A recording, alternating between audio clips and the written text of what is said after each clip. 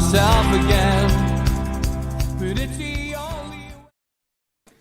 Well, good evening to NUFC Matter. Well, lads, where's the hats? Oh, well done, Ian. Well done, Ian. The others didn't get the memo quite clearly. Something which obviously happens in Parliament, Ian, but we'll leave that to a different show. Anyway, good evening. It's the Peaky Blinders version of NUFC Matters, and great to have Ian Mearns back on. Ian will join us for the first hour. Big friend of the show. So good evening, mate. Did you have a good Christmas and New Year, Ian? I mean, I presume it's just been an absolute nightmare. Still, working hard as you do as an MP with all of this situation still ongoing and no end in sight.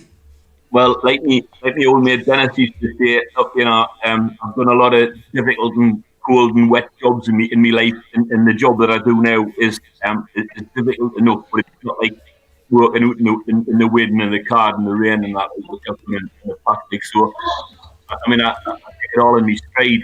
I mean, it has to be said, with everything going on, the case work is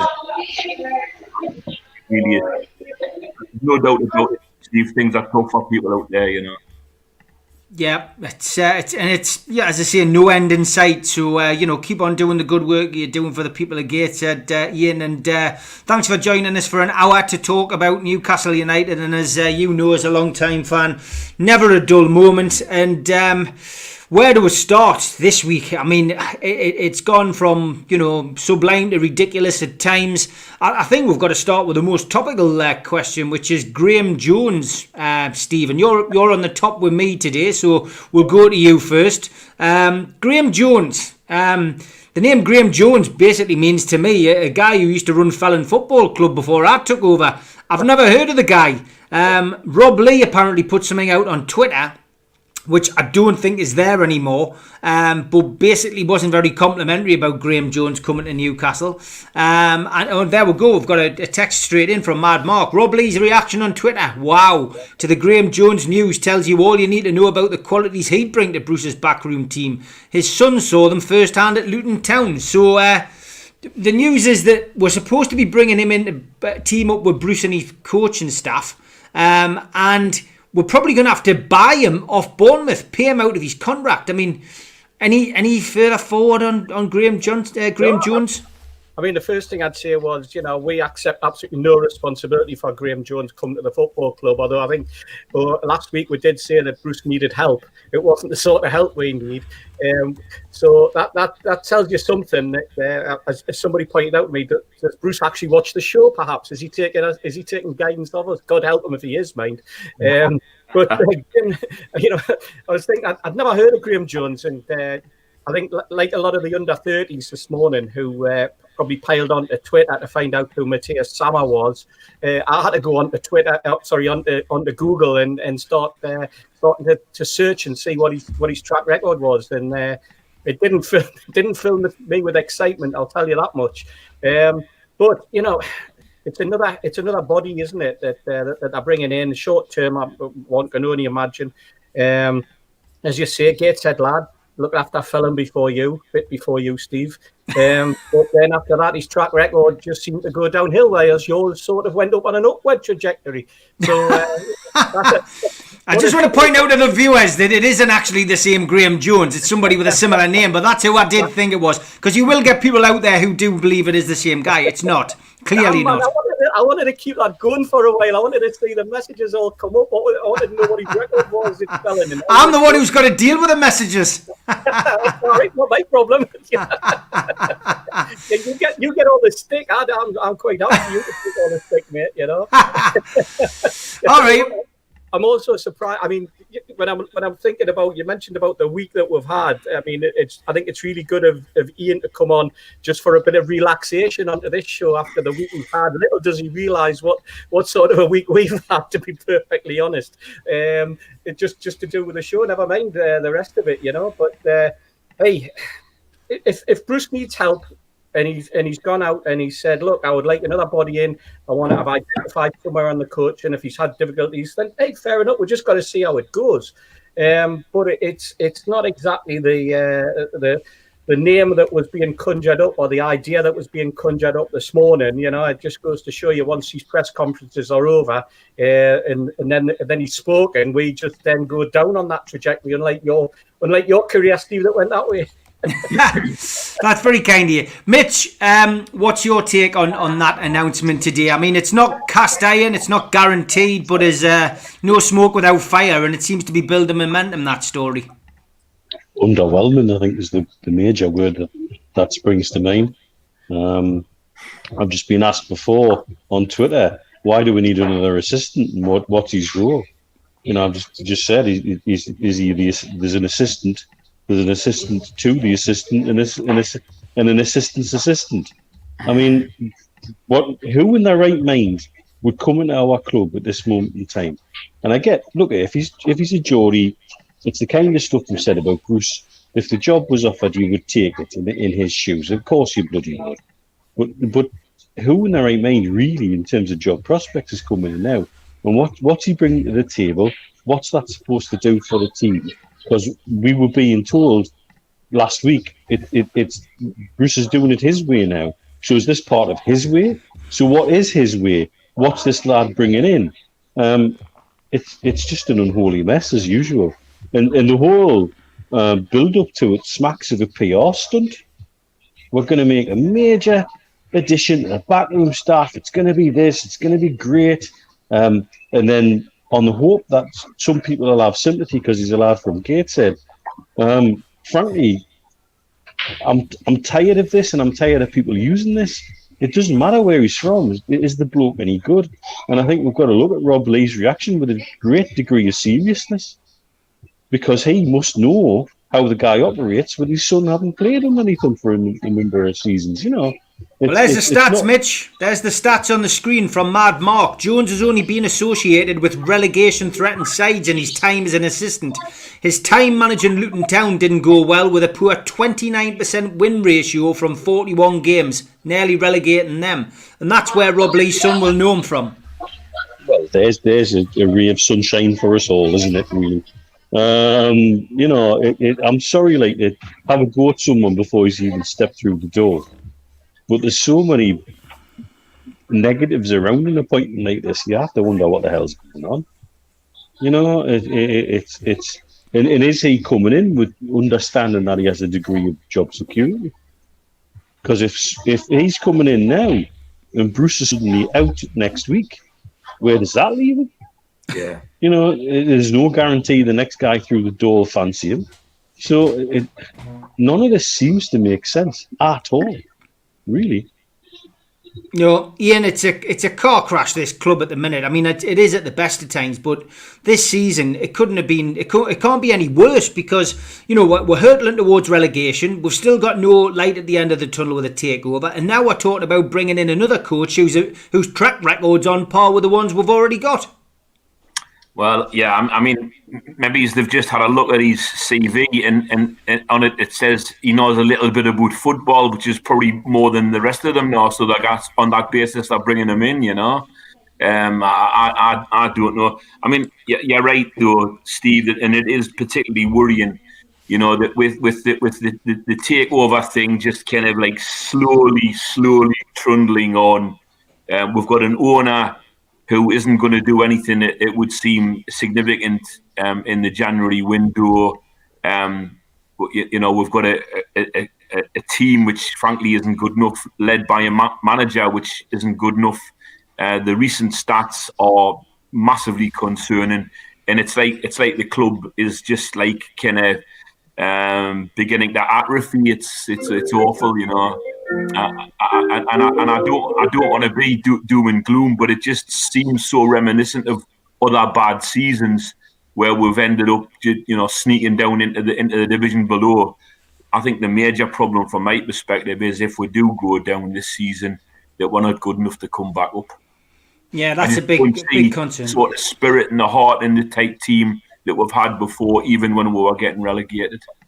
Yeah, exactly. Yeah, there's a question came up there from Dan Milne, which I would like to ask you. What's your thoughts on the government not releasing documents? Surely there's something themselves. Surely there's something there, and the Premier League don't want the lawyers to see. I mean, that was an interesting development. There's been a few bits and bobs about the takeover this week, which I'm sure we'll come on to. But yeah, what was your take on that? Because they're worried in case there's action taken, isn't there?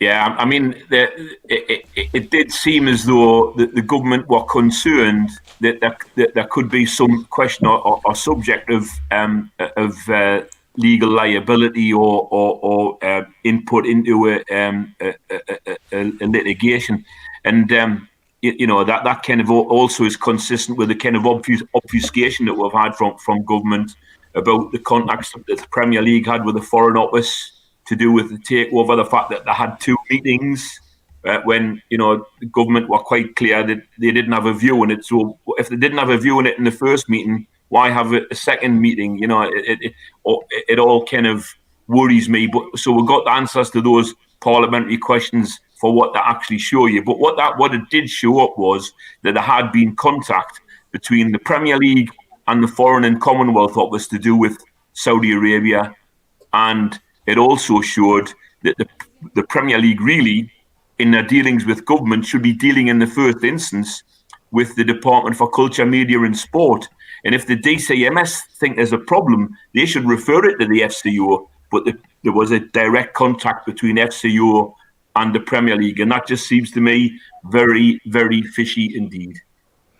Yeah, I mean, Steve, this takeover, I mean, it's really aged me, you and Mitch, I think, by a considerable amount of years over the last year. It's really something where we've been here to keep everyone's spirits up, I think, and it's not really our job to do that, but because we're in the spotlight doing this show, then that's the way it's been, and we've all been very positive. We've all got different connections and contacts, and we've carried on, being positive about it, and there's been a lot go on this week, Steve, hasn't there? And I mean that little bit that Ian's just talked about there is a small part of it. But I think let's get the first thing right. The BN Sports thing at the start of the week was something which had everybody, had people's hearts fluttering. Everyone thought it was a huge announcement. But when you delved into the actual story, which Reuters put out there and other notable news agencies, it simply was a case of anyone who lived in Saudi Arabia who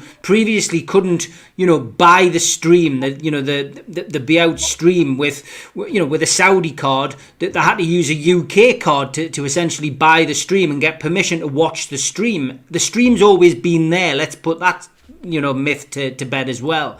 But essentially, the news, what it should have said was, people in Saudi can use their own cards now to purchase the stream. So it was a false story. It was a story which, I don't know whether it was written for clickbait or whatever, but it unfortunately got the fan base, including us, it has to be said at the start, quite excited, because that piracy issue has clearly been an issue, one of the issues which has stood in the way of this takeover going through. But it's mischievous, Steve, isn't it? The way that the press do this sometimes, and that's why we keep pushing Liam as a I wouldn't say a prophet of the takeover, but just at least he researches his stories. He doesn't put rubbish out, and he doesn't just put the first bit of clickbait that he fancies. He's researching his stories. He's not telling you that there's someone coming over the hill with another bid.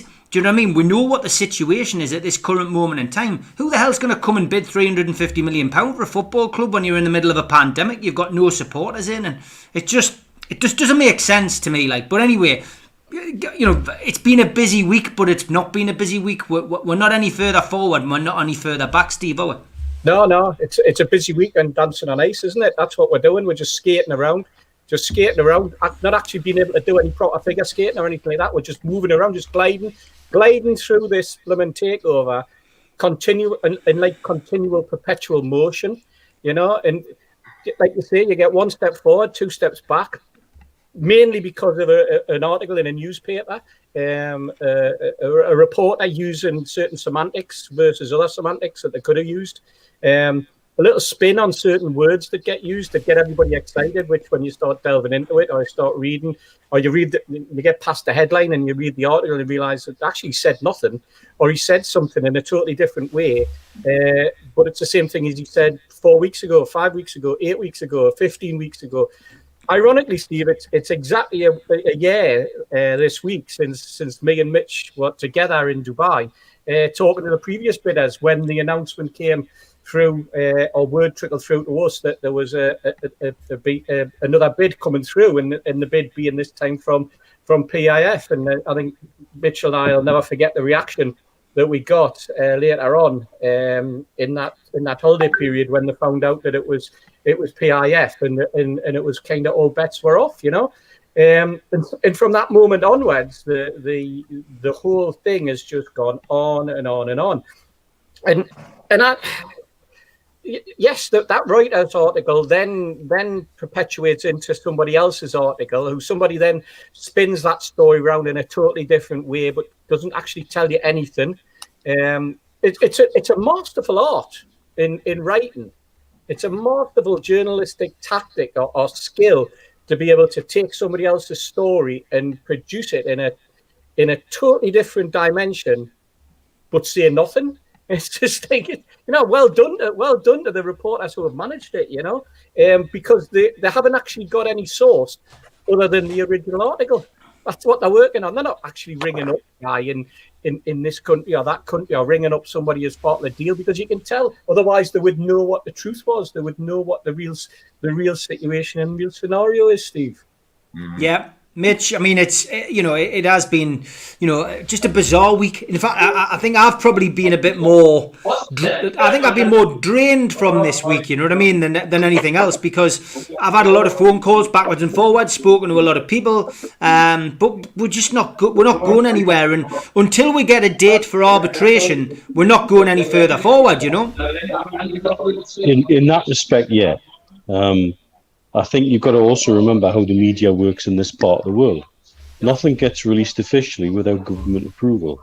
And that's the same for Saudi, Qatar, UAE, Bahrain, Kuwait, and so on and so on and so on. So how some information gets out is quite curious out here. It's sort of almost like Chinese whispers, because nobody can come out and actually say this, this, and this, because they get themselves into bother, big bother. Sort of get out of our country kind of bother, you know.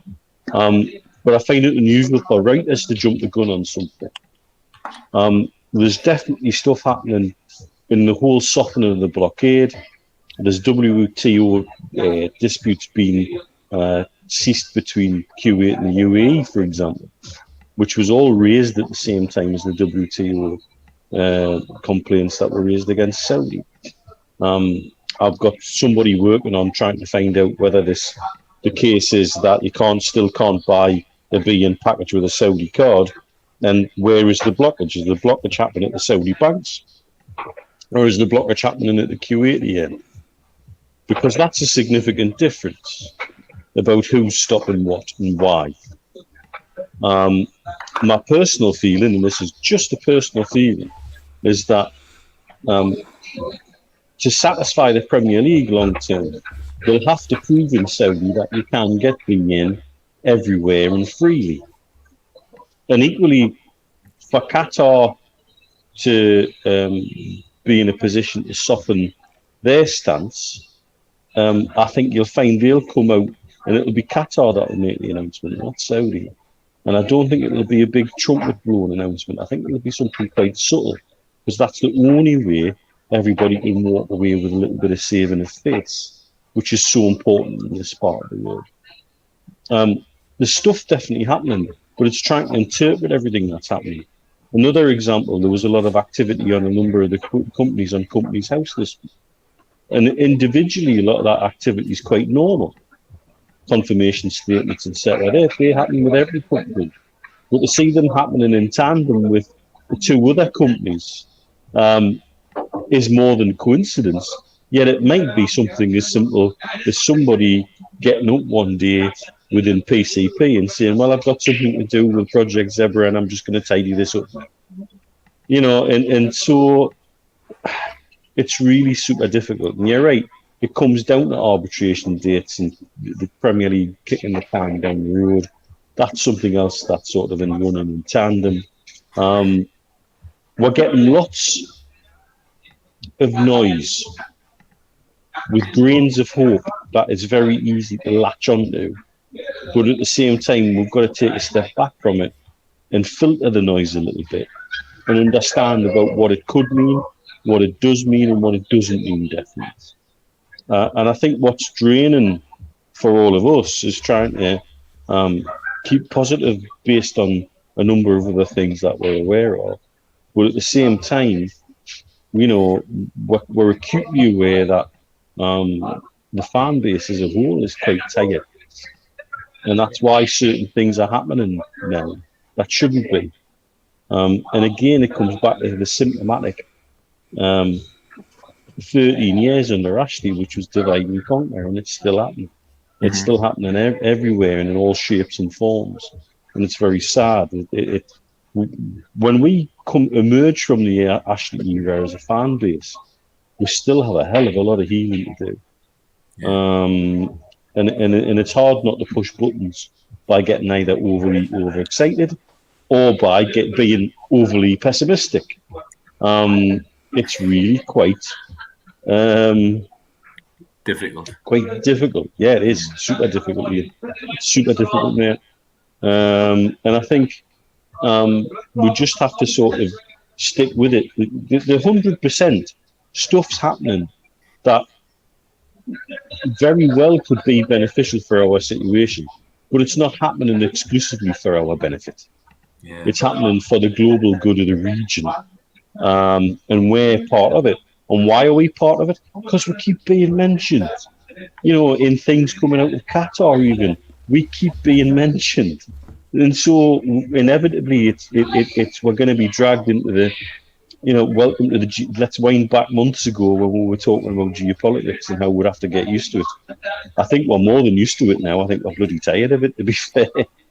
Yeah, but Mitch, I mean, I'm just wondering though. You know, there's little snippets like half stories, or you know, just seems to trundle on. And the trouble is, because we're Newcastle supporters, and because the club's in such a dire mess, and because you know we are traditionally a very hopeful bunch, we all are hopeful that all these little snippets actually mean something, when actually we don't know if they mean anything, and that's the problem. You know, we actually really don't know if they actually add up to anything. You know, as Rick said in Casablanca, it doesn't amount to a hill of beans. You know, and the trouble is, we all want it to be meaningful and to be positive and to be something happening behind the scenes. But frankly, nobody's really sure if there is anything tangible happening behind the scenes. I mean, one of my mates, you know, it just shows you how cynical we're all become. One of my mates has texted me and he says, isn't the Graham Jones appointment actually lining up somebody to be a caretaker manager when they sack Bruce because there's nobody else in the club could do it? You know, it could be that bad. Well, Ian, we're painting by numbers, and we've got half the paints and half the numbers. Aye. That's the challenge. And sometimes the wrong picture. Yes. Sometimes we're painting the Mona Lisa when it should be daffodils. You're absolutely right, mate. And it's really tough. It's really tough. And even just trying to filter it and trying to put some of the things in context for everybody, because frankly, that's what I feel. Sometimes I feel I've got to do is to try and put certain things into context about put the regional spin on it, sort of thing. And that's another complication. Personally, I think the whole VA and Saudi thing has a resolution and has a end point. Let's be honest, they've paid 500 million for rights in the region, and when the whole MENA region's up and running properly and normally, the Saudi Arabia represents about 12 to 15% of Being's subscription base. Now on 500 million, that's their profit. Mm-hmm. So they need it. It's as simple as that. They need it, and it's beneficial for everybody. We've got a World Cup in the region in Qatar coming up in 2 years' time. and the whole region will benefit from that if it's done right and it's done civilly and done properly. And so it all has to have a positive resolution. The problem for us is the timeline. The where does it stand on the timeline, and how does that help us? Because it certainly doesn't help us if Bruce is dragging us into a relegation battle, which is exactly what's happening now. Yeah. Yeah. Well, that's the problem, Mitch, because, sorry, Steve, I just, the thing is, we're sleepwalking into this because, we went into Christmas and we thought, we might get to Christmas, we've got 19 points by Christmas. But the trouble is now, the other teams down there are picking up points, Burnley, West Brom, and they're just creeping up on us, and I just don't see where the next goal or the next 3 points are going to come from. And that really is worrying. I'm going to make a really dreadful admission, right, lads. I'm afraid to say I've stopped watching the matches. I now tape the matches and I just kind of flick through them afterwards because, I honestly can't bear to put myself through watching the full thing, particularly, by the way, sober, because I've hardly watched a Newcastle game live sober in the last 30 years. And now, in the cold light of day in lockdown, watching it live on the telly, honestly, it's just too painful to do it on your own. It's awful. It is absolutely dire. By not watching it, of course, it means that you can blank your mind out, Ian, because when you know that they've got beat, you can just go, well, I'll just switch off. I don't need to know. I can just ignore it now. I can move on. I can move on to do something else. It's that temptation when you get up early in the morning and you start to dip in and you think, I'll see how bad they really were. And then you put yourself and you've ruined the rest of your day. Going back to something Neil said, I mean, you look at that £500 million deal, that untendered £500 million deal that the Premier League took from them. If I was looking at it from a Qatari point of view after what's going on, and I don't do this very often. I don't look at things from Qatar's point of view because I've been so wrapped up in wanting the deal and I've always considered them to be the blocker. But if you look at it from their point of view, they're going to be sitting there going, we've just spent we're offering to spend £500 million over 3 years. I need some guarantees that things are going to move on. In a way, they need the thing resolved, but they need it resolved with some guarantees as well. They need to protect their investment, because if for example the deal didn't happen and there was no deal struck between Qatar and Saudi Arabia, then it's Qatar who lose out. It's BN who lose out anyway, because like you said, Neil, they don't get that 15% profit margin that they've priced into the deal. So they need some, but they need an assurance that it is going to be. I was going to say free to air. They don't want it to be free to air. They want it to be pay per view. They want it to be paid for. They don't want someone just taking it. So there's a lot within the whole sort of juxtaposition that's being played that we tend to forget. We tend to forget the little trivial things. We're just interested in this takeover, these horrible people who have blocked it, the people who have done their damnedest to fight the argument. The Richard Keys of this world, the executives at the Premier League that he has relationships with, and we've created more pantomime villains in a season when we haven't even had a pantomime to go to. Quite frankly, it's just been phenomenal, hasn't it? How we've managed it, I don't know, but hey, we have. I tell you what, the big issue is at the moment is people are scratching their heads going, well, why is an arbitration going ahead? I mean, we're talking about this from December, and ultimately the reason that arbitration hasn't gone ahead straight away is because it takes time to get it sorted out as to who is going to oversee that part of the process. You need a chair.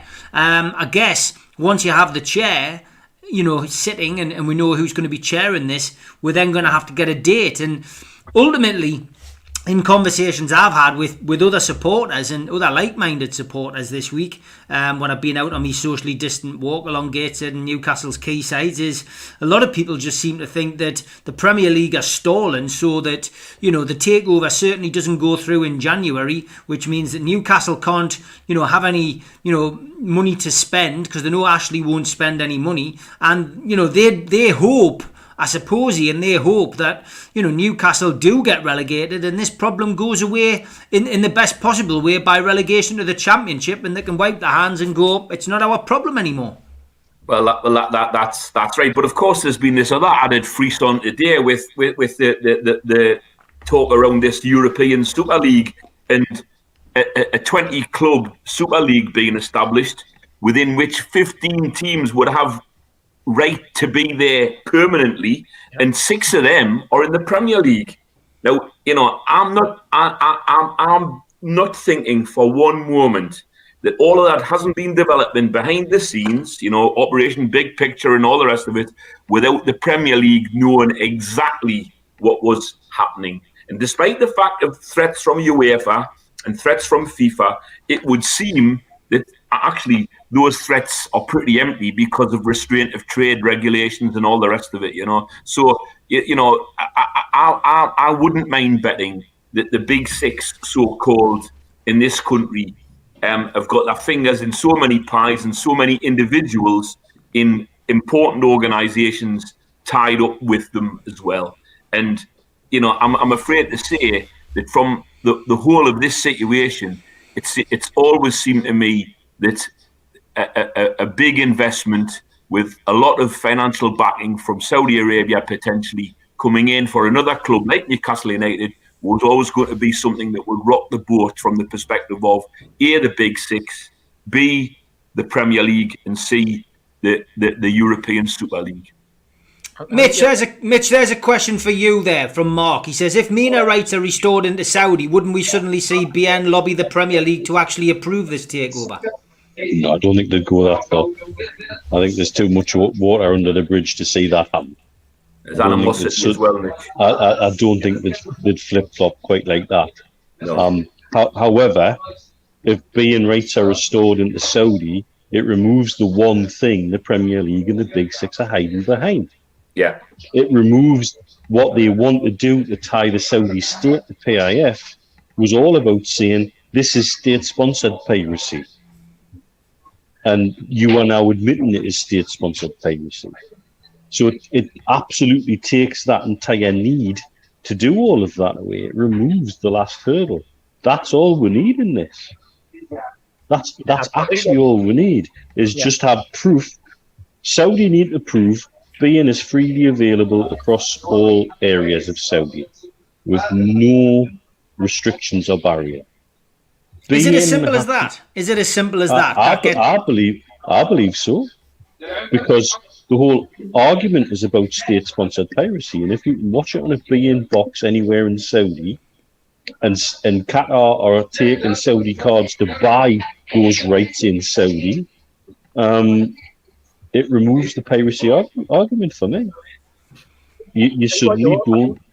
Yeah, I think what you also remember as well, Mitch, that the Qataris are looking, and they've been using the Premier League as their stick, if you like. They've been using them in this country and hitting them with a big stick. But what the Qataris are looking for, and probably what the Premier League are looking for, is a statement from the Saudis that says, you know what, if piracy does exist, we will treat it in the same way as it gets treated in the UK. It'll go through the courts. If someone has an issue, but remember, Steve, that's what they've already done. Yeah, they introduced 234 intellectual property laws into their statutes. All around the time things were happening, and then all of a sudden they then announced that beIN was banned. It was that weird sort of 2 weeks where it was up and down like a fiddler's elbow. So again, the laws and the legalities are there. They're there now.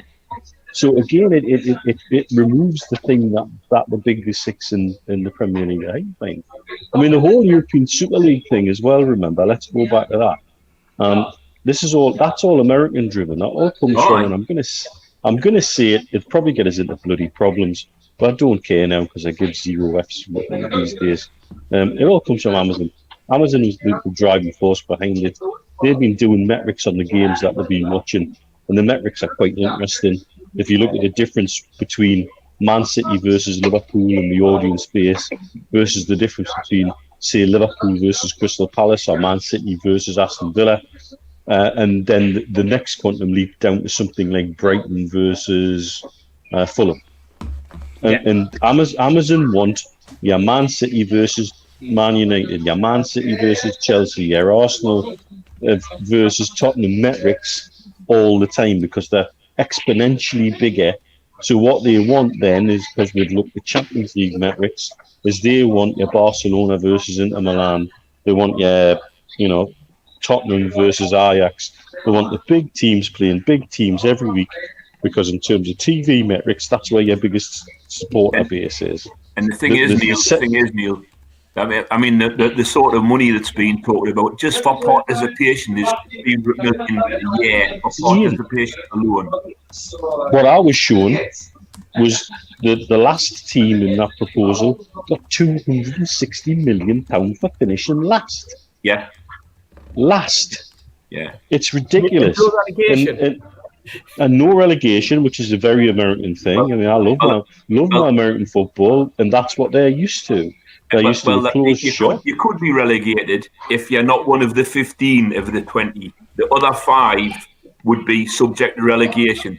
But the 15, of which the English clubs would all be in the 15, wouldn't be subject to relegation. It's ridiculous, isn't it? Yeah. The other thing I was shown was it wasn't necessarily 6 clubs from England. It might only be 5. And therefore one of those teams might miss out. And for me, the weak link's Arsenal. Mm-hmm. And if you want to pressure a team at the moment, that's the team that needs to be pressured. Because they're the ones most likely to crack. Well, yeah. I know. Yeah, me. You couldn't punch away out with a paper bag, could we? Really? Jesus. I think all Newcastle fans really want, right? And as I know, this would be great if we could have it, but just a little bit of clarity as to where exactly we're at. Do you know what I mean? And if somebody somewhere could come out and just say, "Look, we're waiting for arbitration. This is the situation. You need a chair. Once you get a chair, arbitration takes place and we'll see how that develops. In the meantime, this is what's happening in the Middle East. If that happens and that happens, then the takeover is likely to go ahead. If this doesn't happen, that's it. That's all we really need, because it's just driving fans up the wall. People are sitting at home, people are losing their jobs, people are losing family. Newcastle United, something which they have as a hobby, an interest, a passion, a love, but unfortunately, even that has become an absolute pain in their lives, and that's the biggest concern. We're sitting through transfer windows and not buying anybody. We're getting knocked out of cup competitions. We've got a manager who talks absolute garbage at press conferences, and that's what people just want. A bit of clarity. They want to have that little bit of hope. I'll read this to you because I know we're only got Ian on for the first hour. Mitch, I'll just knock you on the mute because the people in the bar are really getting on my wick tonight. Steve Bruce was asked today if any boss could be successful under Ashley. This is on Craig Hope's Twitter. He goes, "What do you gauge as success?" I gauged success last year as matching Rafa's tally of points. He was a world-class manager. Where did he finish? 10th and 13th. Is that a success? We matched the mighty Rafa. That's what he said today, Ian. That's a quote for quote, from Steve Bruce, the man who was managing Newcastle United, the man who we're supposed to look up to and hope that he's going to do his best. I'm not being funny, but he goes on about people keep mentioning Rafa. He's the one who keeps mentioning him, Ian. Yeah. Well, I mean, look, the guy's lack of ambition for the club just stands out there. And, he's been in charge of the team now, was it 18 months, just under 2 years? And, the playing staff that we've got, really, he could have bought and sold, within bounds. And he's now actually talking about having one player in the middle of the park with a bit of creativity, and that's St. Maximum. That's what he said today. He's the one player with a bit of creativity. I mean, honestly, and that's what we've got. That's what Bruce said. Yeah, so I've got no sympathy for him whatsoever. I think he's been one of the luckiest managers in the history of Premier League, not just at Newcastle, but to get jobs all over the place. and it all goes by and large in the same direction. And the only problem is, at the moment, it's with us. And I mean, his style, if there is a style, his lack of organisation, his lack of tactics, his lack of capability to change things when things go wrong, just drives me up the wall. I'm sorry, I've just got no time for him whatsoever. Steve, it's a nightmare, mate, isn't it? I mean, look, coming out with garbage like that. I mean, and like, you know what you would think, especially under these COVID laws and rules and regulations for the media. He hasn't even got the excuse of sitting in front of a packed, group of media. He can actually fob questions off. He doesn't have to say anything. You know what I mean? He could play it really cute and clever, but he's just not doing that. No. I watched Frank Lampard today on Sky. Oh, I watched that as well. There's a bloke under pressure, and he was actually sitting in front of reporters, from what I could gather, because there was an interaction going on. Yeah, it sounded like it. Yeah, it did, didn't it? And yet Bruce is sitting there talking to a screen and having it, having one question from Craig Hope, and then if he doesn't like the way that it's going, is able to cut him off. I mean, what the one lack that Ian forgot about was his total lack of any sort of self-respect, and his total lack of ambition, personal ambition, because he's not showing it to me. He's not. I don't know whether he's showing it to anybody else. It's unbelievable that he can carry on in the manner that he's doing, and even worse, nobody's taking him to one side and going, Steve, have you listened to what you're saying? Come on, mate. Like, these two coaches and two people who have been there by his side all the way through his career, virtually, in Agnew and Clements, and they're going, Steve, look, I think we need to temper this.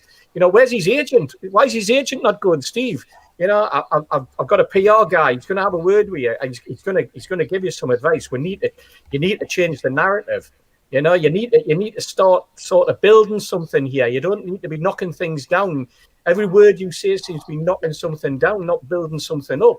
There's none of that happening, and and that again, that's a sign of a man under pressure, but a man who I think over his 20 years of his career has been caught out. I know that Villa fans had a go. I know Hull fans had a go. I know there's many other clubs.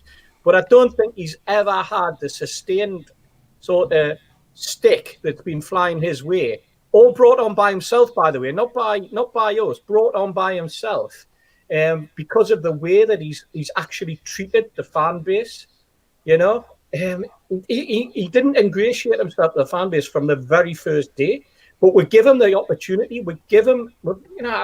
I've given him ample time to get this right. And like you guys, you hope and pray every game that we're going to get a victory. That's what you'd support Newcastle for, because you want to win games. We're not supporting Newcastle because we want to lose. The reason we're angry about him is because he keeps losing, because he's not stringing anything together, because he's not learning from his mistakes, and because he's coming out and blaming everybody else. He's blaming the fans. We don't pick the team. He picks the team. We don't take the fans during training every day of the week. He does the training. We don't decide on the tactics. He decides on the tactics.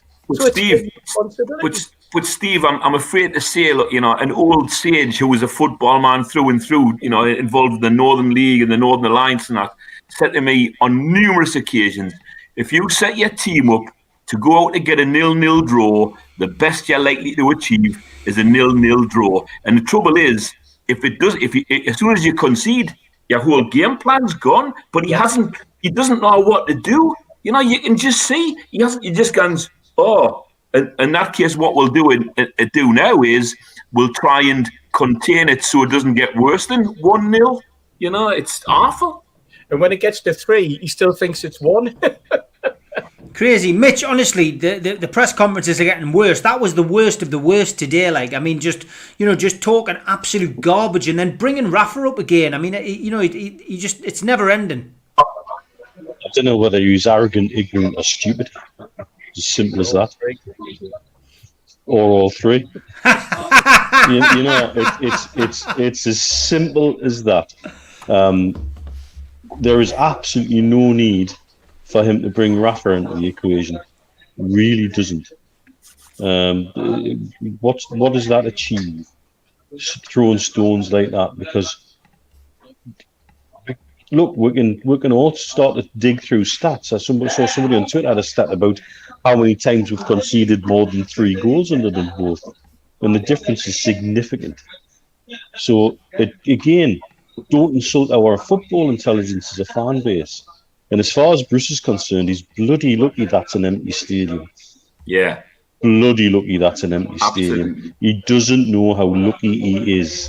If he thinks the stick he's getting on the line's bad, dear me, mate, just try standing in front of 52,000 in a match day and do what you're doing on the back of stupid comments like that in press conferences. Don't insult us, our football intelligence, or our passion for the club. Do you know what? We've said this on here on multiple occasions. Nothing would give me more pleasure than to see a Geordie manage Newcastle United to bigger and better things. And I don't care who that is. I don't care whether he's managed the Mackens before. I don't care whether he played for Man United. I don't care. Nothing would have given me more pride to see him put a team out against Brentford that turned them over, get closer to a cup final, and, you know, stupidly win the bloody thing. And I didn't care if that goal came off of blinking Shelby's backside in the 95th minute. I wouldn't care any of that. I would have loved it. But we've also got to recognise when somebody's failing, and somebody's failing badly. And like I said before there, he's just bloody lucky the stadium's empty, because the pelters he can get now would be terrible. Yeah, it's true. Lots of comments coming in. Thanks to everybody for keeping us going as well. People thank us for doing the shows, but you know, honestly, with all of you watching, it wouldn't be half as much fun.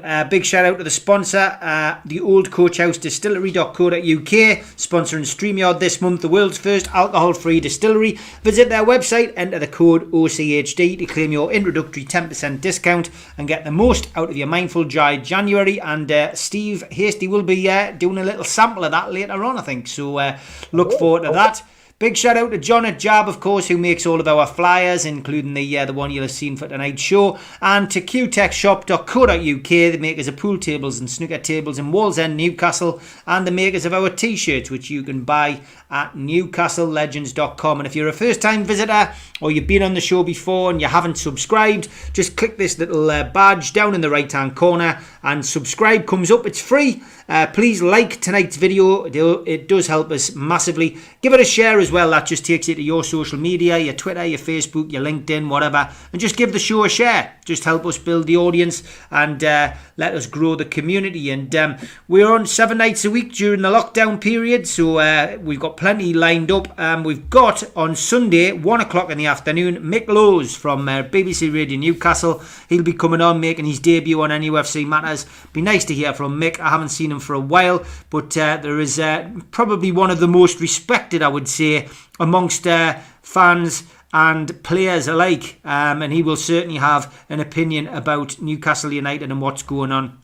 Don't forget as well, we will have the 5-minute rant show that starts again on Monday, but it'll be earlier. It'll be 6 o'clock, 6 till 7 on Monday, and then we'll have ladies' night at 7:30 until 8:30 on Monday. So plenty to look forward to. We are doing Match Day Live as well with Aston Villa. I don't think anybody will be looking forward to that, but we'll all be tuning in and getting involved anyway. Let's go through some of these comments. A lot of people just talking about what Steve Bruce has said today. Bruce not fit to lace Rafa's boots. A lot of people saying that he is putting a lot of faith in St Maximin. So let's talk a little bit about that for Ian's last 10 minutes. Ian, I'll come to you again, mate. Alan St Maximin, he's had his battle with COVID. You know, it's obviously been a bad run in with him as well, you know. So, you know, we were told it didn't seem as if he was anywhere near fitness. He wasn't going to be coming back. Suddenly he's back training, and now Steve Bruce is pinning all his hopes on him. So which St Maximin are we going to see? Are we going to see the one that we all know and love, or are we going to see the one that was pulling on a black and white shirt and not really playing that well before he went off on the sick? Well, I mean, I'd be flabbergasted because one of that if he's completely fully fit, because one of the things that COVID does, if it gets you, is it saps stamina, and I think what we might get from Alan St. Maximum is a cameo appearance. I think in the first instance, and I think that's all that we're likely to get. And you know, I really want him to perform well, and I want every Newcastle player to perform well. But you know, I think the rest of the team actually make Alan St. Maximum look better than he actually is. Frankly, I'm sad to say that. You know, and you know, I think that Steve Bruce's assessment of him today in the press conference was a reasonable one from the perspective of he's the one player that we've got who's got a bit of creativity. And, you know, I mean, honestly, it's hardly like, you know, you're talking about your manager who's meant to be like lifting the spirits of the team and preparing them for a game against the side, you know, for 3 important points. And we've got one player, according to the manager, who's got a bit of creativity in the middle of the park. Well, you know, it's like damning with faint praise, isn't it? You know, that's the phrase. And I really do wonder. I'd love to think that Alan St. Maximum could actually be a really top class player if he had many better players around him. But that's not the game that we're in. We're actually looking at a squad and a team which looks demoralised as soon as the referee blows the whistle for the start of the game. Yeah, Mitch, I mean, Alan St. Maximin, I have to agree with you, and I don't think we're going to see Alan St. Maximin on full pelt tomorrow, you know, against Villa. I just think, you know, he's going to have to take his time to get himself back in. We've got no idea what this is going to be like, because training's one thing, real match play is completely different. Well, that's totally contrary to what he said on his own Instagram feed when he was back in France. And everybody was asking him questions about how you're feeling and are you fit. And he was saying he was fully fit and he was fine. There's still too much grey area on this for me about what he may have tested positive for COVID. He hasn't come out and said that himself. And if he has he had a long form of? It's certainly something that seems to affect people of colour harder than many. There's medical evidence for that. Studies suggesting vitamin D levels and things like that are around it. But the timeline still seems weird for him to be pulled from the flight for Crystal Palace, to then test positive for COVID, to then test negative for COVID, to be able to leave for France. Because there's no way he could have left for France while COVID positive. He then gets to France while the club was still in denying he was in France. And we were saying that 48 hours before the club officially agreed that he was. And so then he spends some time in France and makes a number of unusual Instagram live feeds and posts. And then he returns and he's seen in a supermarket within 6 hours of his return. And again, there's inquests about whether he shouldn't have been doing that. It's just, to use a phrase, a clusterfuck, which is something very common at Newcastle United. We seem to have an amazing ability to create these situations. And it's because we don't know how to handle the media. Well, manager certainly doesn't know how to handle the media with the comments he's come out with today. And he certainly has never been able to manage the media with comments about Alan St. Maximin. If he is coming back, is he coming back too quick? Because that's certainly what they did with Lascelles, who definitely did and still does have long-term COVID effects. Yeah. You know, by 20 minutes in that game when he came back, he was blowing through his arse. And you could see that. So why put him in that situation? Yes, the player probably wants to play, but the manager and the medical staff should have an ability to judge this and say, no, you're going on the bench, we'll bring you on and we'll ease you back in. No, chucked straight back in. As Bruce's tombola of team picking kicks in and you don't know who he's going to play next. It's just a mess. And to be relying on somebody who really, to be honest, was coming up to the Palace game when he was pulled, stroke, injured, stroke, whatever, he wasn't really setting up lighting any trees anyway, really, wasn't he? He wasn't really You know, and so we're really expecting him to come back in and suddenly be Pele out of the blue. I don't see it. I hope so, because you know what? I love the guy. I want the guy to succeed massively. Everybody knows, I love a French maverick. I'd have one in my team every day of the week. You can do things that no other player in our squad can do, and you need that. You need that X factor at the highest level. But we're heaping a load of weight on his shoulders, which seem to be, if what they say is absolutely on the money, that this is a lad that's recovering from long-term COVID and he's needed this back in. He came back, we're told he was weeks away, and here we are under 2 weeks later, and he's in the squad and he's on the plane and he's going away with the team. And people are even saying he might be in the starting 11.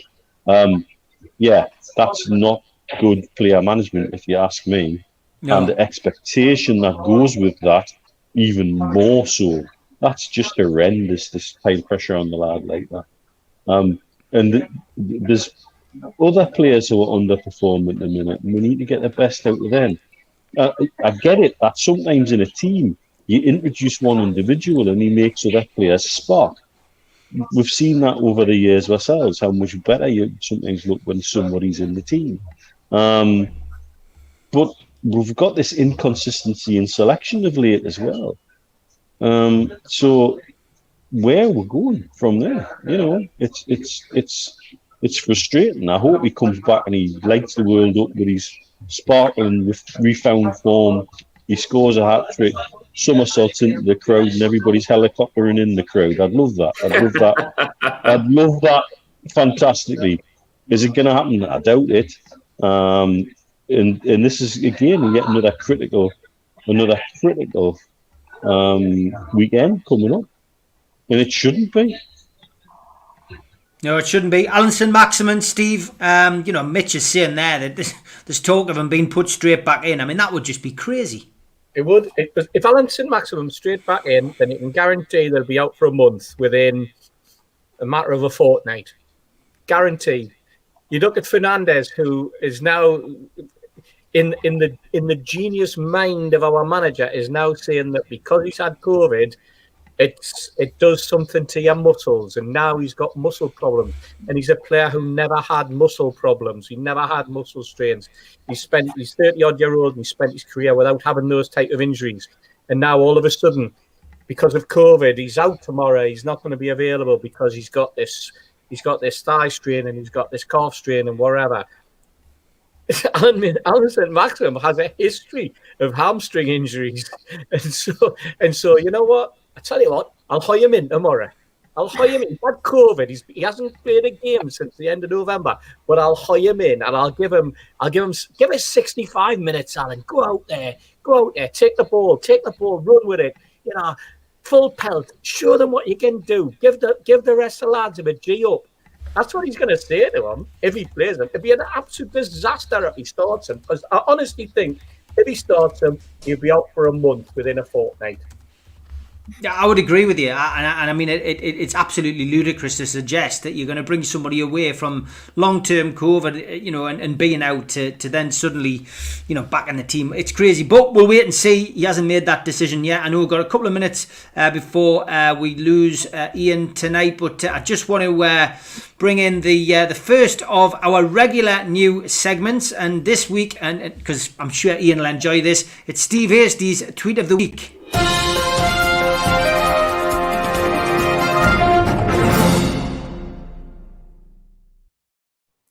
Now, believe it or not, we've actually been inundated with a few of these by other people. So I know I've got yours, Steve, but I am going to show a couple of others that people have sent. But not everyone has sent tweets. Some of them have been off Facebook. So I'll go to this one. I'll go to this one first from Simon Dale, who sent this. He put it up on his own Facebook page, Newcastle United supporters Toon Army. But it says, fast forward 20 years, breaking news.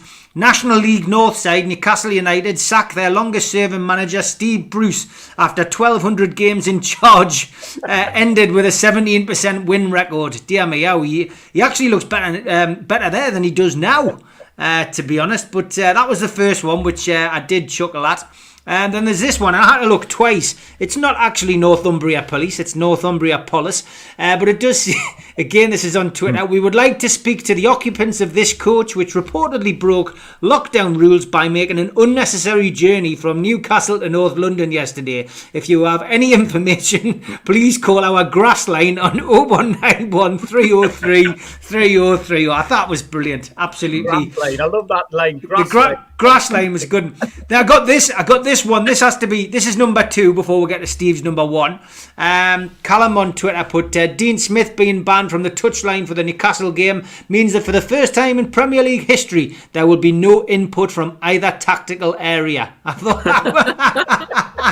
so here's Steve's tweet of the week. There we go, Steve. There you go, the Chronicle. We will try to play a bit further up on the pitch. That's my way. And that's from the Chronicle. Well done, the Chronicle. Unbelievable. So that is the tweet of the week. If you've got any of them, please send them in. We do enjoy looking at stuff like that, and it is a regular feature. But thanks to Steve for his.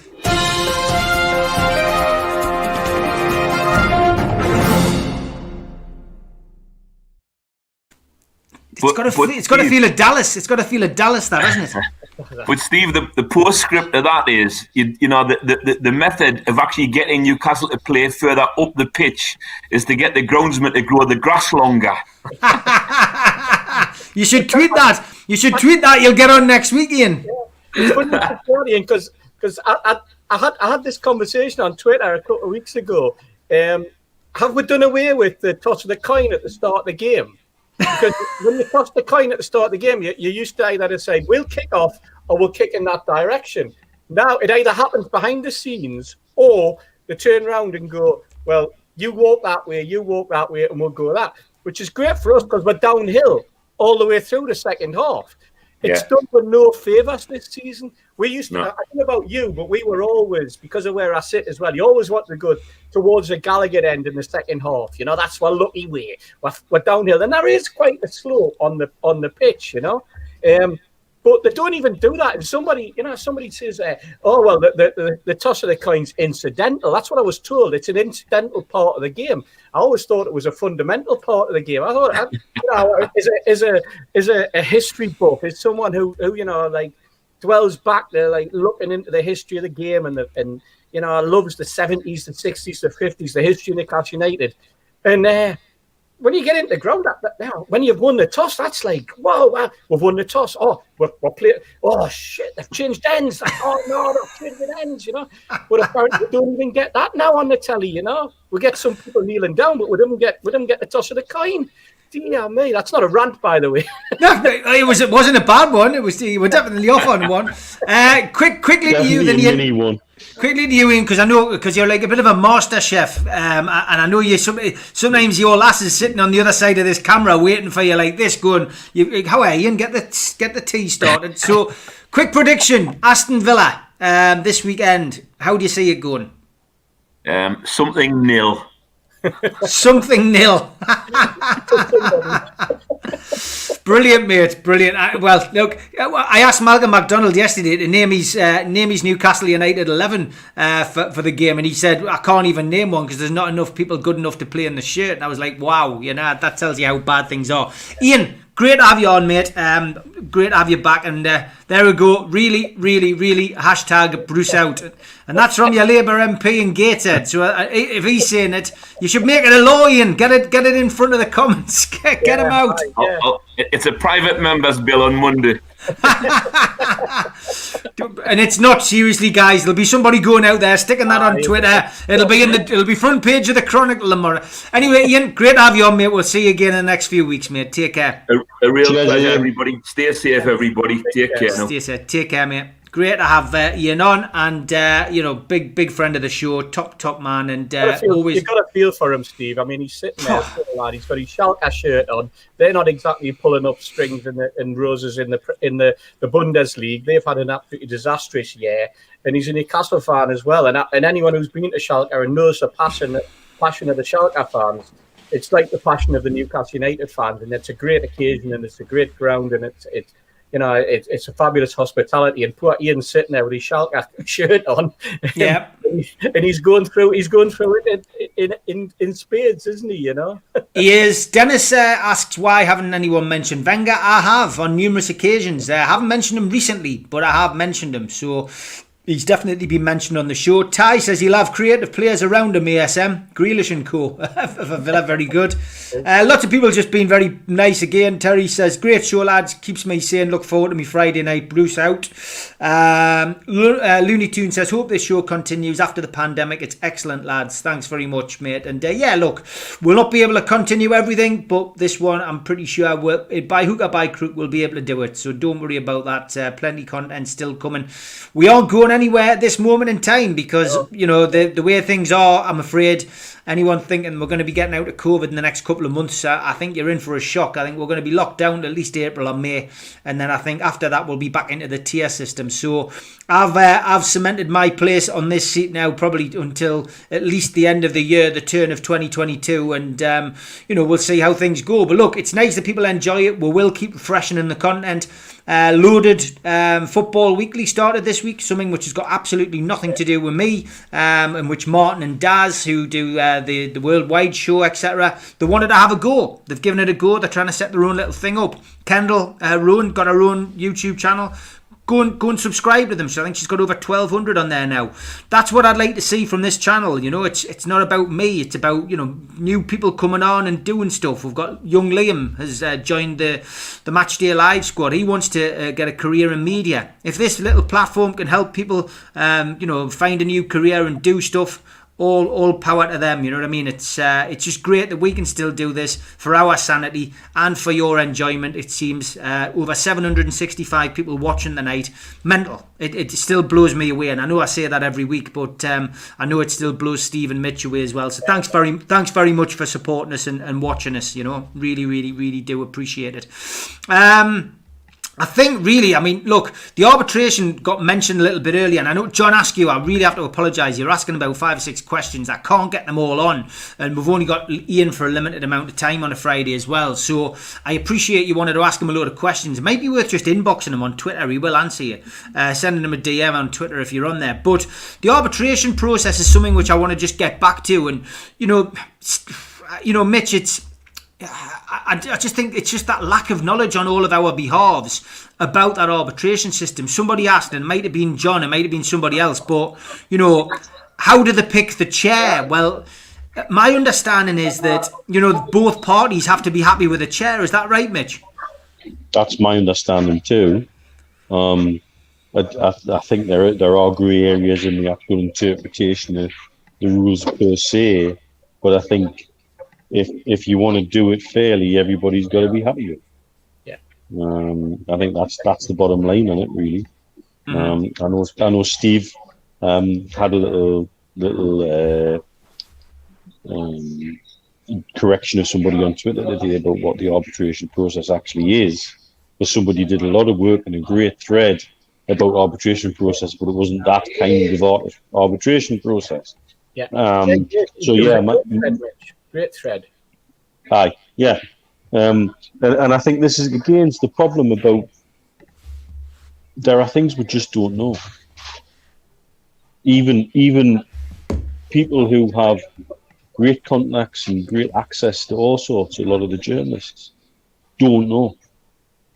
And I think that's there's within what's happening at the minute, there's a lot of areas where I can personally see potential areas of mistrust almost between the buyer, seller and the Premier League, for example, or between Ashley's doing all this work to open doors to get a deal through, but the official line was this one's withdrawn and this one is going to step back. And how sure is he and what reassurances has he had that that's going to happen if the clear pathway is open? And it's all about intention, and there's lots of grey areas about lots of different people, and that leads to uncertainty, and uncertainty is the last thing we need in this at the moment, because it's going to make everybody jumpy, and it already is making everybody jumpy. my personal feeling is they wouldn't be going to the time, money, and expense that they are if they didn't see and were not communicating with each other in a clear and open fashion. I think that would be nonsense if they weren't.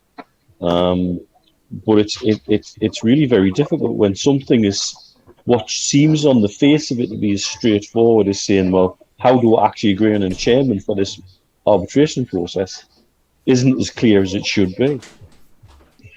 Yeah, absolutely. You're dead right, Mitch. And the thread that the lad put up this morning was really good. He looked at the Premier League rules. He'd taken on board everything it said.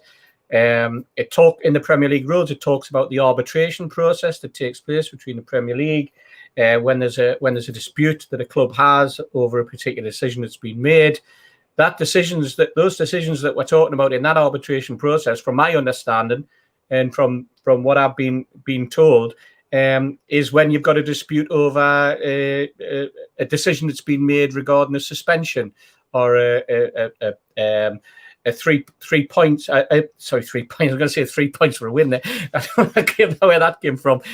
Where you've got a situation where somebody's been suspended for some games because of something that's not within the normal realms of a red card, or where there's been alleged breach of rules and a club loses points, that type of thing. And then you can go to an arbitration panel, and the Premier League will put their case forward, you put their case forward, and there's a guy who'll sit in the middle, and you sit there and a decision's made. It's a bit like when in the old days, and it used to be a bit like, I don't understand. It was people like John Barnes and people like that who sat on a panel that decided how many weeks Joey Barton would be suspended for after his prison case and things like that. And there used to be an arbitration that was based on and I'm calling it arbitration, but I'm trying to get over the emphasis on the committee that decides whether it's a goal by the striker or whether it came off the backside of the defender and it was deflected in long enough, and this type of thing. That sort of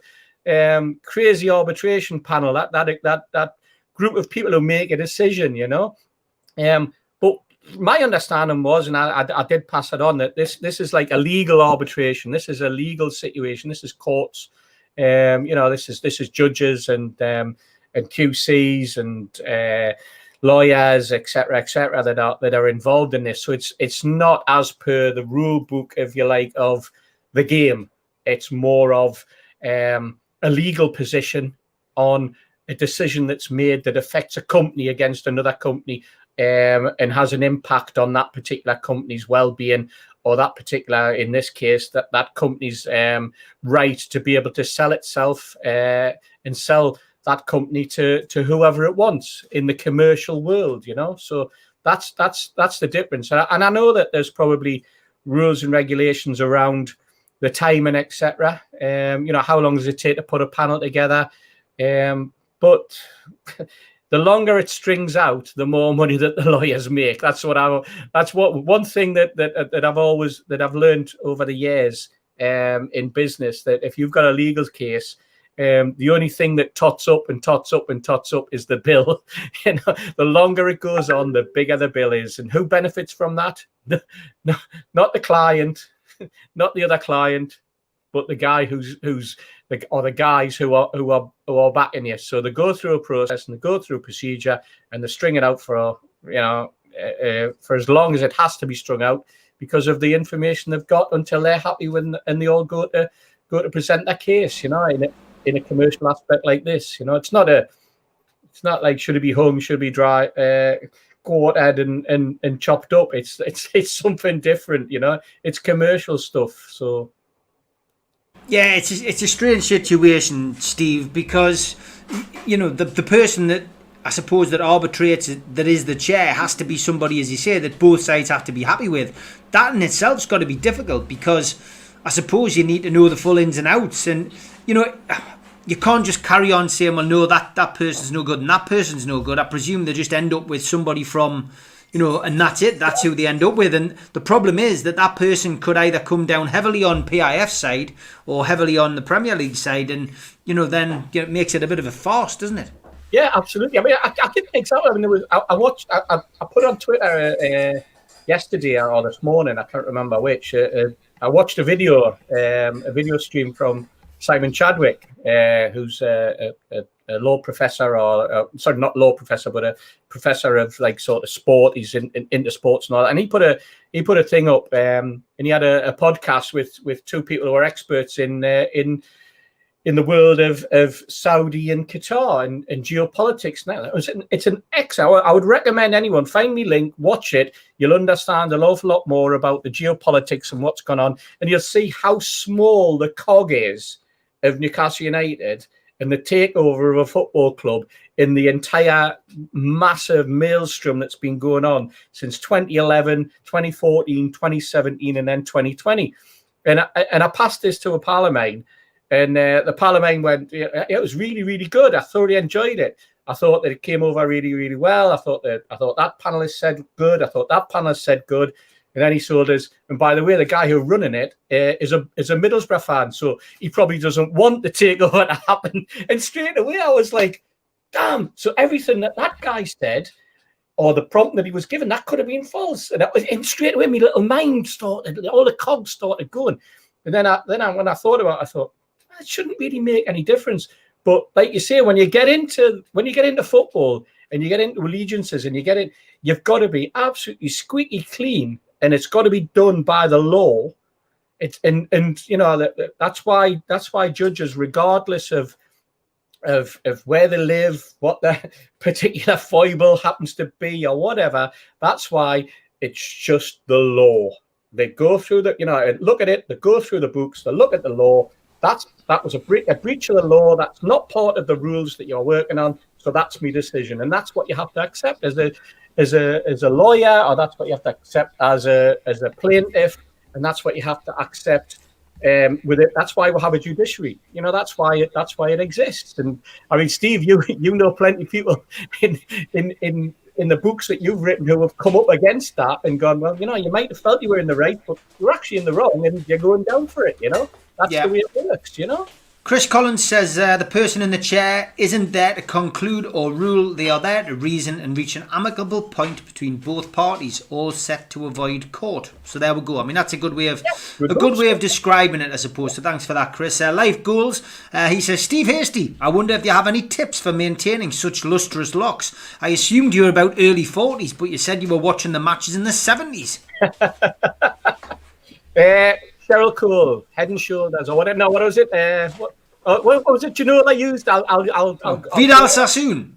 No, it wasn't Vidal Sassoon, was it? Tresemme, is it? Tresemme, like that. Because I'm worth it. Me looks, because I'm worth it, you know. I wish I was in the 40s, mate, I'll tell you. Question for you both, really. Mitch, we'll start with you. BZG, do you think we had a bit of a lucky escape? Because there's a lot of people asking that question.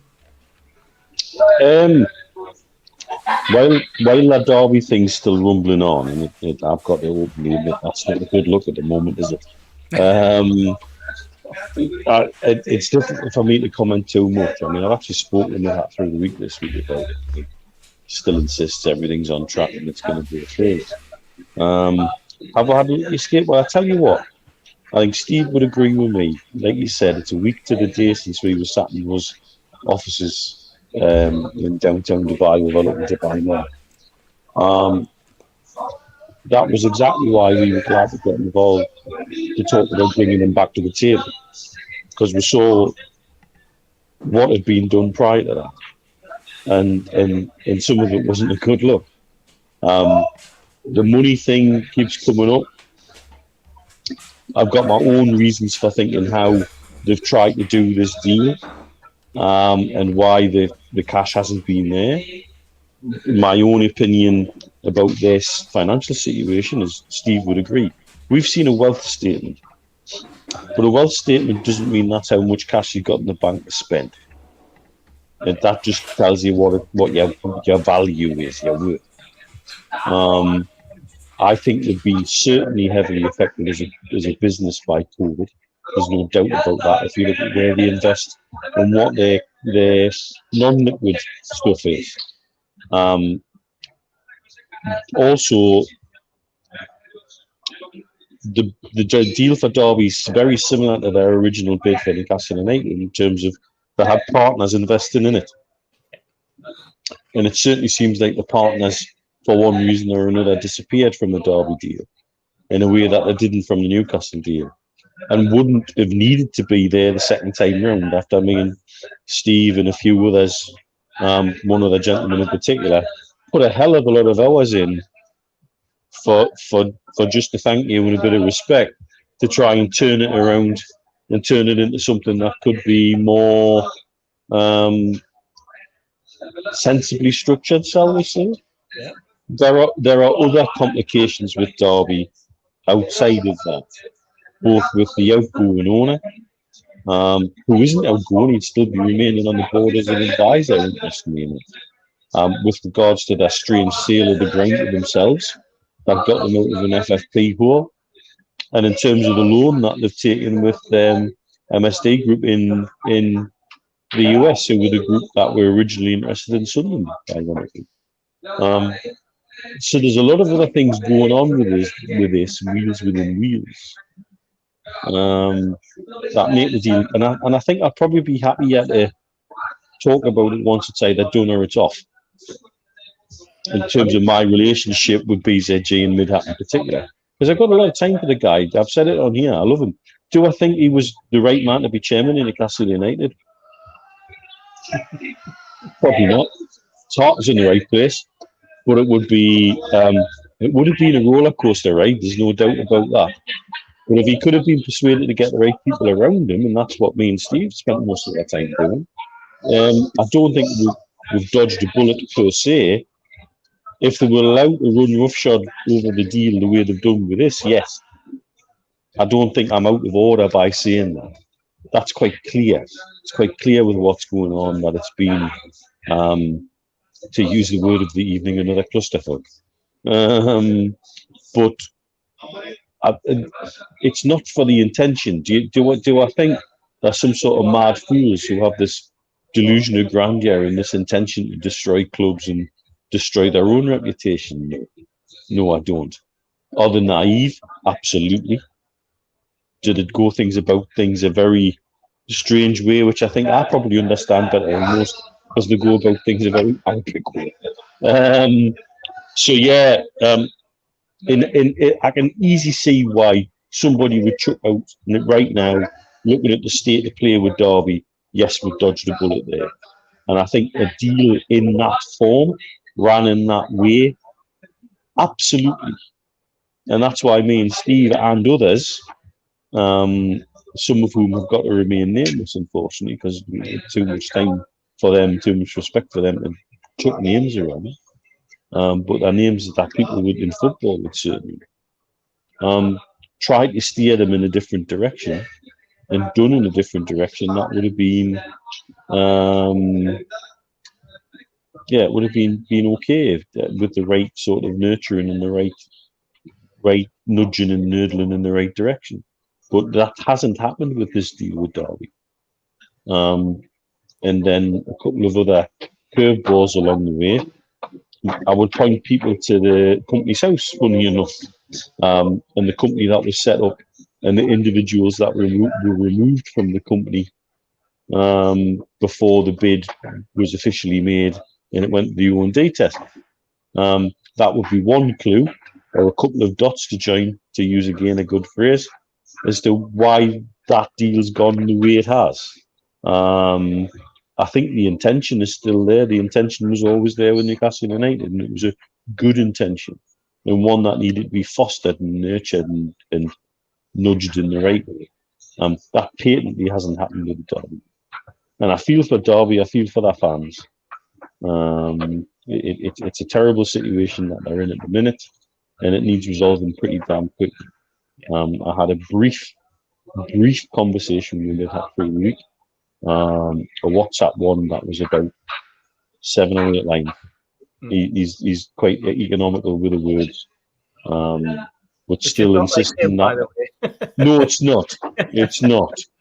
To be fair, you're right, Steve. It's not. It's usually an essay, and so I think we'll probably I personally would feel a lot more comfortable to talk a lot more, not just about the Derby bid, but about Newcastle United bid, once their dealings with Derby are done, one way or another.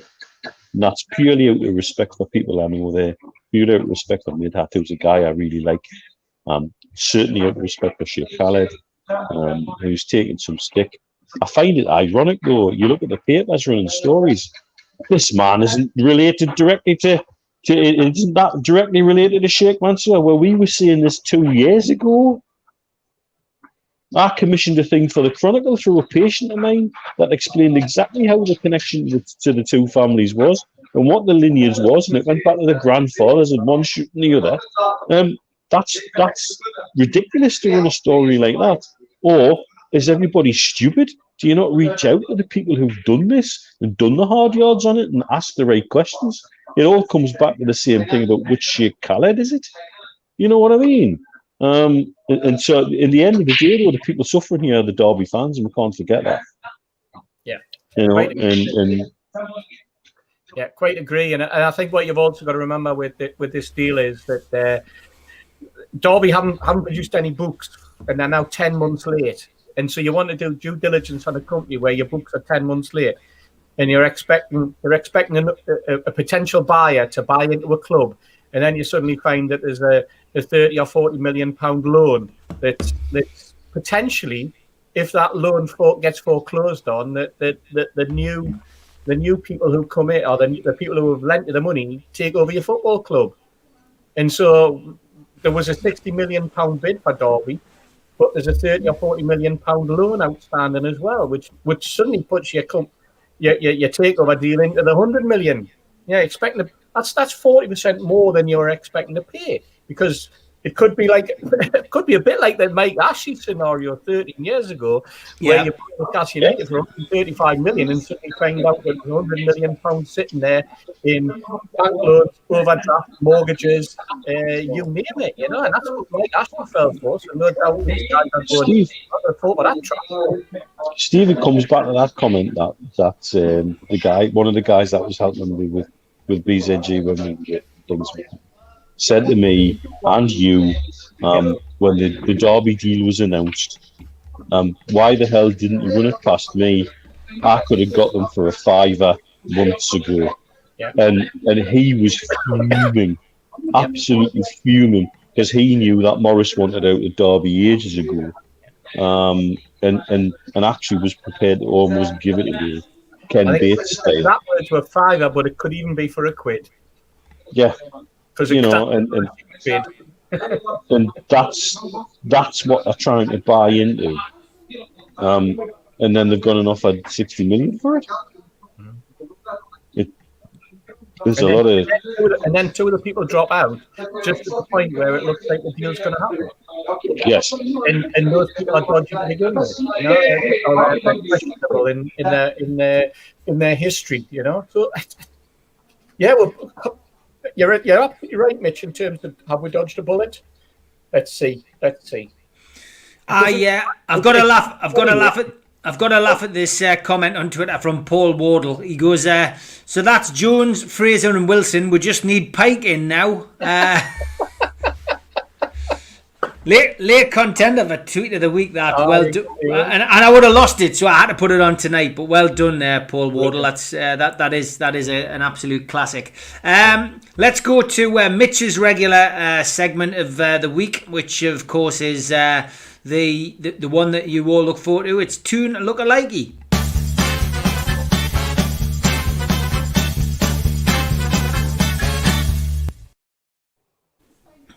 That one's got like a 70s sitcom feel about it, hasn't it? Like George and Mildred, Terry and June. It's got that kind of feel. Anyway, here we go, Mitch. This is a classic. This, by the way, when you sent us this one, I did chuckle. It's a good one. It's a good one. What is that actually real to Steve Bruce? Did that happen at Aston Villa or something? Must have done. I've tried to get some background on why he's got stitches on his forehead at Aston Villa, and I couldn't find anything on it. So, but then when somebody actually sent us that picture, and he's a UFC fighter, he's Platinum Mike Perry, and that's sort of the second most broken nose I've ever seen. Wow. I tell you what, you'd be able to retire if you had to do his dentistry. Oh, mate, I tell you. Actually, you know, the only nose I've seen that was more broken than that was actually on a former Sunderland player. Right. It was when I was working in the oral surgery unit at Sunderland Royal, and I used to work with a trauma team, and there was a former Sunderland player put himself through the car windscreen of his XR3i, and he hit the steering wheel on the way past. Ouch. And that's the only nose I've seen that was more broken than that. Well, that's when somebody sent us that picture, I was like, oh my God, that's hilarious. Brilliant. But he also sent us the picture of Bruce with the cut in the forehead. And I don't know where and when that happened. It's obviously at Villa. So if anybody can enlighten us, I would love to know the backstory to that as well. If anybody knows the answer to that question, let us know. But that's it for Mitch's Toon Lookalike for this week.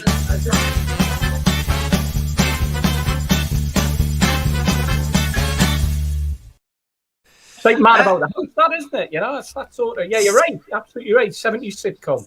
It is fantastic. Thanks to Neil Jackson and Media Arts for doing them for us. Very, very good. Last half hour, let's talk a little bit about Luke Edwards and his news this week, which was that there's another buyer in the wings, and you know, they've got the finance there. We've heard this before, and somebody's just said that the takeover, John Noble, I think it was, it's like Groundhog Day. Well, you know, Groundhog Day, of course, for anyone who doesn't know, is when things get repeated and it feels as if it's the same day over and over again. Well, we've lived the takeover side of things time and time again, and we seem to be now reliving this part of it again. Luke Edwards coming out with another buyer, and, you know, have you heard any whispers, lads? I certainly haven't.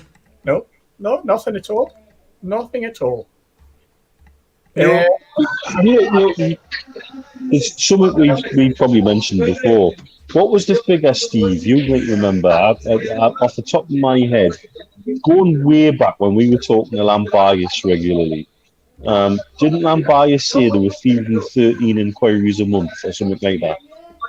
You did? There's always interest. And I don't see why right now that's any different. But it'll be different now because people will be thinking I can get a bargain here. He's takeover stalls. I'm going to go in. I'll offer him 200 million and he might just take it. And this is the problem. Why is he doing all the arbitration and stuff like that? It's not because he's become an altruistic soul who wants to do the best for Newcastle United. It's because he knows there's 320 million sat on the table now that he can get his hands on, and he won't get it anywhere else at the moment. I'll give you a figure, Mitch. A figure that I've heard, and this is no word of a lie. This is from a source that is, in my mind, impeccable. That in the last 3 months they have had 90 bids or interests, voices of interest in Newcastle United. 90 in 3 months, of which 90 have been told to go away. Don't be stupid. You're not even at the table of looking, because that there is an interest in Newcastle United, but these people are coming in expecting to pay 150 million, 200 million. There are people coming along, and it could well be that Luke knows somebody that's coming along with a 350 million pound bid. But what I'm hearing is there are people coming along, and they are saying, will you listen to us? I could probably raise the money. It'll take us a while. And you go, what? Yeah, I'll tell you what. Steve Wraith could raise the money if we give him plenty time. Mitch could raise the money if we give him plenty time. And we went searching and scouring, you know.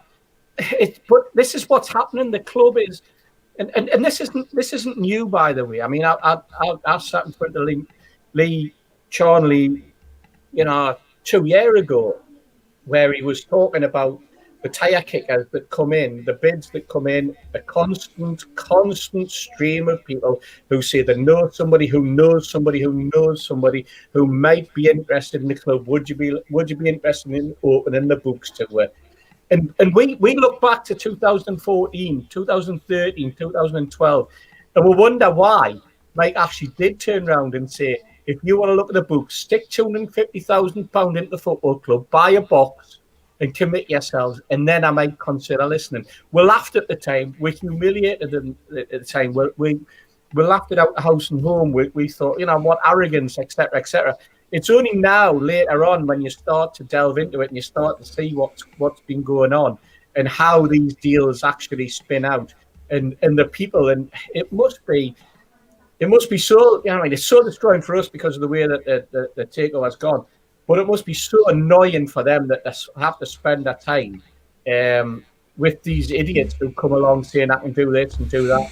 It's a bit like the agents, isn't it? It's a bit like when an agent comes along and says, "Do you want to look at X? I've got a video. Look at this player. You should recommend this." And managers get drawn in, and Steve McLaren gets drawn in, and he ends up paying $3.5 million for Henri Savay or whomever. You know, that type of thing. It's crazy. It's absolutely crazy. Eventually, some people fall for it. Sometimes some managers fall for it, but some agents are very good at it. But it's exactly the same in the commercial world. When you look at the Burnley takeover, and now that within a fortnight they're getting criticised because they're not talking to the fans. They're doing everything by Zoom. The manager, there's no money come in. There's nobody being bought. You know, and so it goes on. And this is perpetual. And what's fascinating for me is that the deals who are, and you've mentioned it earlier, Mitch, about Amazon. The deals that are getting accepted are the deals that are coming from America, and there's an agenda. There's like something going on, and we need to wake up very, very quickly to where the Premier League's going to be in 2 or 3 years' time. Yeah, I think Jules B said on Twitter that the Steve Bruce thing. Yeah, she sent us an actual clip of the Aston Villa press conference, and basically he says that it's down to moles, having moles removed off his face. Then we've got Mike Gent says Bruce's face was the result of him fighting carjackers trying to steal his daughter's car. So there's obviously more to this story than meets the eye. But I've got to be honest, whatever Steve Bruce said it was, I'll guarantee you it wasn't. So I'd say the mole story is a red herring, and probably what Mike Gent said has probably got more truth to it. But who knows? We'll never know. All we know is that it made a good look-alike for Mitch this week, which was very apt with Steve Bruce more or less being in the headlines. I do want to talk about attendances, lads, because this is something that I posed as a poll just on my own Twitter account this week. And when Newcastle fans are allowed back to St James's Park, would you go back out? But would you go back if Mike Ashley still owned the club? And was a resounding 80% plus said they wouldn't be going back to St James's Park. And out of that, lads, that was over 3,500 votes in the space of a day. 80% said they won't go back if Mike Ashley owns the club. Now listen, we know that you know, that's just a poll. You know what I mean? Like, you know, Bob Monkhouse used to do them with Family Fortunes. It doesn't mean that it's what everyone's thinking. But at the end of the day, it's a straw poll. It's just a, you know, test the water. And you know, that's quite frightening, Mitch, to think that we lost 10,000 supporters before COVID. We know after COVID, with death and lack of jobs, and our area's getting hit the hardest again because, you know, like, you know, we always will financially because of, you know, the government don't support the north. We're in this position where essentially a lot more people might not go back to the game. That's going to hit the club hard as well. And if we get relegated, God, you know, it's a nightmare situation. We're looking at Sunderland sniggering at the moment. We could be in their position quite quickly. Steve, the one thing that I was going to say to you, you know, was that we were in a 10,000 deficit situation beforehand, and then the metric of a straw poll like that can't be ignored. Look, we all understand Twitter is just one part of the fan base, and it's not a huge part of the fan base. That's why we get the echo chambers effects that we get. But that's significant. They're not small numbers. That's a stinging number, and the club should be looking at that going, oh shit. And yes, there's financial reasons and there's things that have hit the region hard during COVID. There's no doubt about that. Comes back for me to one thing: the opposite of love is not hate. Hate and love are two parts of the same process. It's about passion. The opposite of love is apathy. And that's what's happening now. It's apathy. Ian? earlier. I'm taking the matches now and I kind of flick through them. That's not love. That's apathy.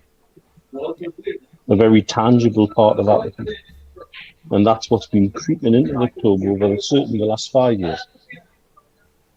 And certainly even more so since Rafa moved on and it was obvious that the project was dead and we were back to being a ghost ship, just floating.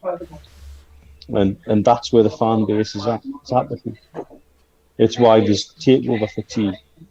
It's why there's clear divisions being writhed open by people for whatever reason that they decide to do it. It's not right. It isn't how it should be. We are not a Newcastle United at the moment. We are a Newcastle apathetic. You know what, Mitch? As well, commercially, the apathy.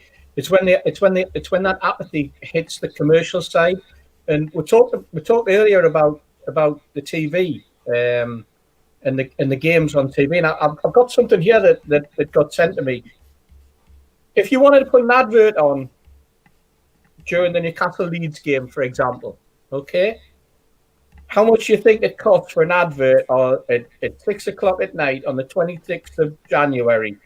Just a very, very short advert, okay? Just you wanted to promote something. You had a company. Steve, you want to promote Tune Matters. You want to put a 30-second or a minute advert on. How much is it going to cost you on Sky TV to put that advert on before the game or at half-time? Oh, it's got to be 5 figures. It's got to be around about the 50 grand mark. Right, so you'd be shocked when I tell you 802 quid plus VAT. Wow, that little? Yeah. Right, 802 quid. It's based on metrics, right? It's based on the metrics. And the metrics that they're talking about is what they call the adult impact. The impact that advert will have on the adults watching that particular game. And the adult impact on that Leeds game is, and I'm not no word of a lie, 128,000 people, right? If we'd gone for the, and this is Newcastle United at home against Leeds, right? If we'd gone for, let's say, the away game at Everton, which is a 12:30 kickoff, you're talking somewhere in the region of, without VAT, 1,170 quid. Wow. It used to be 40 grand. The figures used to be absolutely astronomical. This is an example of how football, how commercially football is being hit by the lack of adverts. So they're now in a situation where they are begging people for an advert for less than £1,000 plus VAT, which most companies would be able to claim back for. It's unbelievable. It's unbelievable. And we don't understand the impact it's having on TV, the impact it's having on the commercial partners of the football club, the commercial, the guy like Sky TV, BT, all of it. That was Sky, by the way. That was the Sky one that I got. There used to be a time when you put an advert on in the middle of Coronation Street, and it was like £250,000, back in the 80s and 90s. That's how much an advert would have cost you. It's ridiculous, astronomical amounts of money because of the number of people who are watching. But now the matrix that they're showing, either they think people switch off during the adverts, or people don't take notice of the adverts, or the commercial people think that the game is not valuable enough, and so you can't. And so that's how it's become debased, Steve. Yeah, lads, I'll follow that up. This is why the metrics I was talking about with Amazon for how they pitch the Super League are so important. Good mate of mine over here, a lad called Tony Permals, the head of marketing, digital marketing for Julfar Pharmaceuticals in Russell Kramer, and they were offered a pitch for the adverts that run around the boards around the pitch. Yeah. And I couldn't believe how little the package he was offered was for 10 games. It was ridiculous. And it was something like about 50,000 dirhams, which is about 10 grand. And that was for a package for 12 games. You'd get 4 guaranteed adverts on the telly per game, going around the edge of the pitch. and the only thing you didn't have control of was which games they put you in. Yeah. So you could have had an advert in Man U against Man City, or you could have had an advert in West Brom against Fulham. You didn't have a control over that. But when you work that out in terms of value, that's that's peanuts compared to what it was. You mentioned that, Mitch. Brighton v Fulham, 425 quid. There you go. Because John from QTech says it's because people go on Twitter and the advert breaks. Things are changing. That's the bottom line. And there's not as much.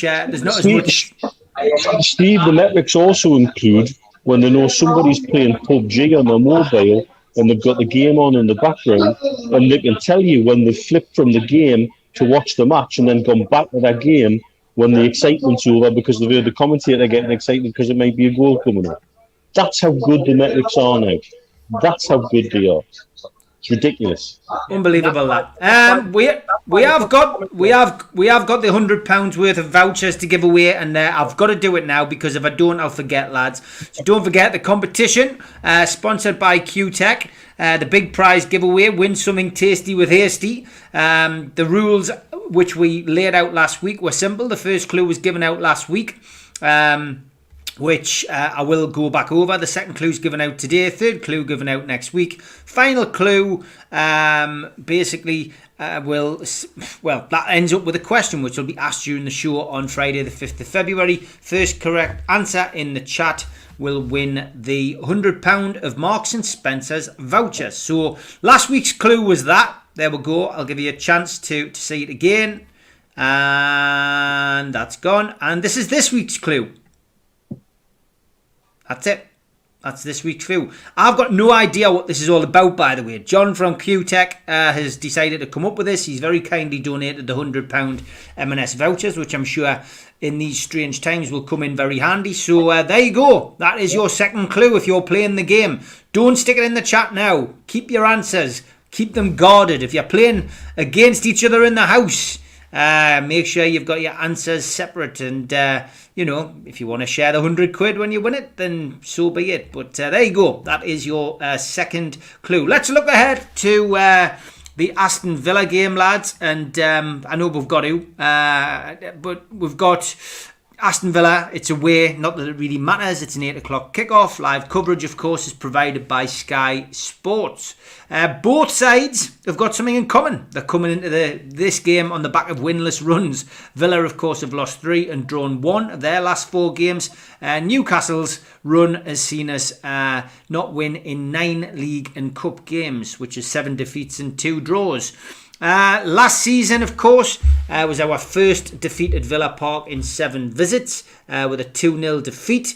This fixture, of course, was postponed due to COVID and is rearranged. So it's come in the thick of a bad run for Newcastle, not the best time. Steve Bruce, of course, had his press conference today confirming that Alan St-Maximin will play some part in Saturday's game. Of course, he hasn't kicked a football for Newcastle United since way back in late November last year. Fernandes is still ruled out. Fabian Schär, Kieran Clark and Dwight Gale are all doubtful, although there's a lot of talk linking Dwight Gale to a potential transfer out of the club, which would be, wouldn't be a surprise when you see that he hasn't been, getting onto the pitch in the last few games. Isaac Hayden should get a recall, you would think, maybe he's in the centre of defence if Clark and Schär can't make it. For Aston Villa, John McGinn is suspended, Courtney House is injured, and Trezeguet is a doubtful starter. And of course, Dean Smith will be sitting in the stands with his mask on because he got sent off and he's banned from the touchline for this game. So, Mitch, how do you see this game going at the weekend? I know for 2 teams coming in on the back of winless runs, but if you compare how they've been playing versus compare how we've been playing, I can't see us getting a damn lickings of the dog out of it. I can only see we're getting, again, I think we'll be lucky if we can hold it 2 or 3. When I look how they played against Man City, they fought, they had spirit, and they gave everything. We've got less spirit than Casper the Friendly Ghost. It's ridiculous. And so I can't see this being a positive result for us at all, no matter who he brings in. Because also, what team's he going to play? How is he going to shuffle his pack this time? It's ridiculous. I don't think his way seems to not involve knowing what his best 11 is. His way seems to be being quite happy just to try and shut up shop and do very little and play deep and isolate the forwards. It's frustrating. But when I look how Villa have been playing, yeah, it's winless run, but they've played far better than we have, and I can't see how we cannot come away with this with anything other than a defeat, unfortunately, and I hate seeing that. Give us your starting 11, Mitch, because I asked Mac and Gibbo last night. Mate, it depends on who's fit. I mean, we don't even know that. You know, yeah. I can give you an idea. I don't think Clark will be in the team. No, it's. My understanding is he hasn't travelled. Clark, Shaw, and Gale are all doubtful. That's what it says. Gale won't play because they're trying to sell him, according to the press, to West Brom, which is ludicrous. But Shaw and Clark both seem there. But you seem to have some information there which should suggest that would be right. Then, so Hayden potentially into the defence. Centre back. Yeah, where he's done well proud, to be fair, when he's played there. So I cannot complain about that. But then it brings the question mark of who the hell did we shove into central midfield this time? What will the great randomizer produce for centre midfield? Is he going to take the risk of starting the ASM, which he shouldn't, by the way? But then if he doesn't do that, does he give Miggy a run out? And if so, what position does he put him in? Is he going to play Joe Linton up front with Wilson, or is it going to be Carroll again, or is it, I just don't know. And do you know what it is? If you take that squad and try and pick an 11, and then when you see his 11, the most logical selection of the players that you think when you see his 11 is the last formation it will be. It will be something totally random from them.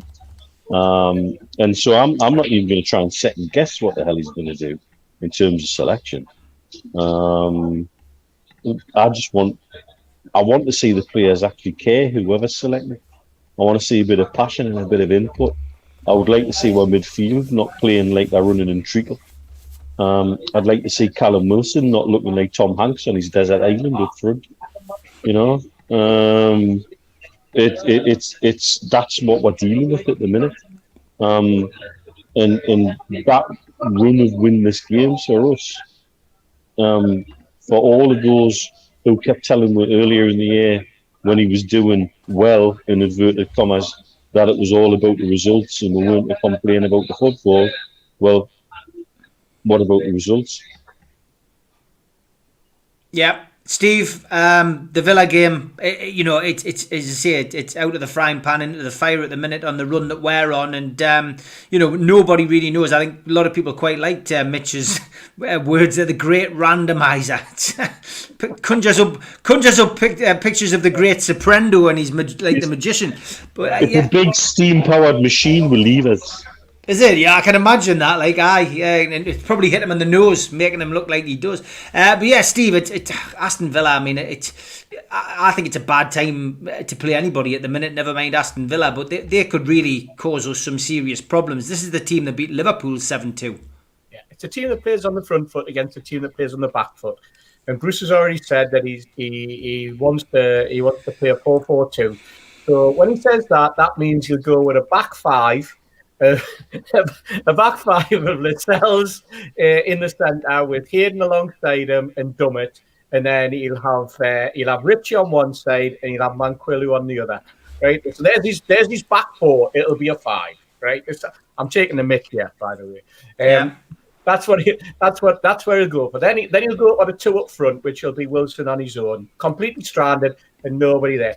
Then because he's got Lascelles in front and Lascelles in the back five, Lascelles are one protected, so he'll play both Longstaffs in front of him, and he'll probably play Wilson, and he'll probably play Hendrick. Right, so there's his five, there's his four, there's his one up front. Right, that's what he'll kill the game with. Right. because he's told me he's going to play a 4-4-2, and he'll not go out and play a 4-4-2. That's how. What I'm getting at is that's how my mind is set now, right? So whenever he says something, I'm going to go completely opposite, because everything he says just does not bear any sense of resemblance to what the football club should be about, what the team should be about, and what confidence he has in his players and how they can perform. The players have lost interest. He's lost interest. We're going through the motions, and it's so sad. It is. You got a prediction, Steve? Yeah, we're going to get hammered. Absolutely hammered. I think we're going to be 3-0. Yeah, I don't see any way we can get a result down there. I genuinely don't. And I think somebody's just put it there. Nick said, if you can't beat Sheffield United, who can you beat? And with players unavailable again. I mean, Stu Penman's just been on there with backing up essentially what Mitch was saying. I reckon Lascelles and Shaw centre halves, Clark and Fernandez are extremely doubtful, and they're not with the squad. So that's what he's hearing. If that's the case, well, you know what? When he said he plays false tens, does he mean the 10 in front of the goalkeeper? That's this is how, like, 2 false tens. Christ, I mean, nobody in football understands what a false 10 is. Never mind 2 false tens, and this is what we're having to put up with, man. How weird. Yeah, I would agree. It's going to be a nightmare. We are doing Matchday Live, of course, tomorrow night, 7:30 start. I'll be there for the second half. But Aston Villa, Newcastle, going to be interesting to say the least. Steve, have you got the gin? Oh, I have. I've got the bottle here. I've got the gin. They recommend, ice, lemon, right? Little shot. I mean, I don't know whether that's classed as a shot. They recommend Fever Tree. I even went out and got a little can of it, to put in. It smells like gin. Definitely smells like gin. Got a little bit of an after smell. Not bad. It hasn't got the Fever Tree doesn't give you that sparkle, but hey, I tell you what, if it's going to keep us sober during the match, I'll probably drink a bottle of it. Well, listen, I mean, you're the second person to try it, live on air, and everybody who I've seen take and drink it has said it's absolutely lovely. Obviously, massive for Dry January. So there we go. We'll give them another plug. The main sponsor for this month, the Old Coachhouse Distillery.co.uk, the world's first alcohol-free distillery. Visit their website, enter the code OCHD to claim your introductory 10% discount. Get the most out of your mindful Dry January. Well worth it. And Steve Hasty and Samantha both like it. By the way, before anyone criticises, I bought it myself. It's not a freebie. We're not doing this because we're getting sponsored anything. I paid the £22 for the bottle. I bought it online. It came in the post. The system works, and it's a nice little thing, So no criticism, please. No, fair enough. Life Goal says he used to work in a gin distillery. He says try pink gin with ginger beer. So there you go. Very good indeed. Yeah, very good indeed. So that's it, lads. We've actually finished a little bit early. So I am going to just give a little plug to this one again, because the NUFC Trust obviously came on the show last week. I thought it was an interesting interview, an interesting night. Steve, did you catch it? Because Mitch and I were on. What did you make of that? I did. Yeah, it was very good. Very good. The guys. I mean, let's not beat about the bush. These are proper lads. These are proper supporters. These are lads who have gone through the mill just like the rest of us. I've known Thomas for quite a number of years. Thomas was on the fans forum with me. I've known Greg slightly less, and obviously we pushed Adam through NUFC Fan Matters, NUFC Matters for a place. They're genuine supporters, absolutely 100% genuine supporters. Thomas is a great kid, absolutely great kid. He bleeds black and white. So listen to what he's got to say. Listen to what Greg's got to say. Give them the benefit of the doubt if you have any doubt. And let them get on with what they're doing. 16,000 members now. That's got to be impressive, and I think they can listen to the supporters, and the supporters can listen to them. We might get somewhere, I think the sooner we can get away from the political side of it and just work towards a greater good. Do you know what I mean? That's what we try to do on this show. We're by raising the money for the food bank, etc. That's what we're trying to do, and I think a little bit more of that, a little bit more interaction with the supporters on things which the supporters can get involved in, as well as doing the good stuff that they have done in the past. That's what we need. That interaction with supporters is important, and giving them information that they want to hear, and just answering questions. I know they're part time. I know that that they're not getting paid for it. That's the difficult thing for most people to understand, isn't it? Absolutely, they're genuine lads. They're genuine people who've got their heart in the right place. If you've got any problems, go to them. Let them know what your problems are. If you've got ticketing problems, like Thomas said on the, like the lad said on the show, and Mark. Well, I've known Mark for years as well, and Mark's a great bloke, and Mark does some fantastic stuff. And anyone who follows him on Twitter as well, you'll see what he's like. And he wears his heart on his sleeve. He's criticised me in the past. He's had a pop at me in the past because that's what you do, because he's a mate. Because you can take it from people like Mark because you respect them. And when Mark has a go at you, it's probably justified. It's quite frankly, Stephen. And we've got to be man enough to accept that. We've got to be able to stand up. And every time I've met Mark and we've had a conversation, it's always been on the positive, because it's at the end of the day, it's about Newcastle United, and it's about what we want to do as football fans and what we want for our football club. And if these lads can push that forward, all the better for me. All the better for me. Yeah, Andrew here. We'll maybe tackle this next week. Might be able to get a copy on eBay. Has anybody else read Bruce's book, Striker and Sweeper? Jesus, I read a few extracts, and he's as bad at writing and he is at managing. Well, that's interesting. I might try and see if I can get that. Anyone got a copy? Anyone got a copy? Steve, there's another thing. Maybe it's another little segment. We could read a little bit of one of the books out on each show. Good idea. Yeah, we might do that then. We'll have a look for it. Steve Bruce, Striker and Sweeper. Okay, we could do a bit every day. Maybe every show we could do a little reading of his book, and maybe other shows could do the same. We'll get the channel closed down. Yeah, then all of a sudden we've got a theme traveling through all the podcasts and all the shows, and everybody could link into them because we could all listen to a different chapter of Steve's way.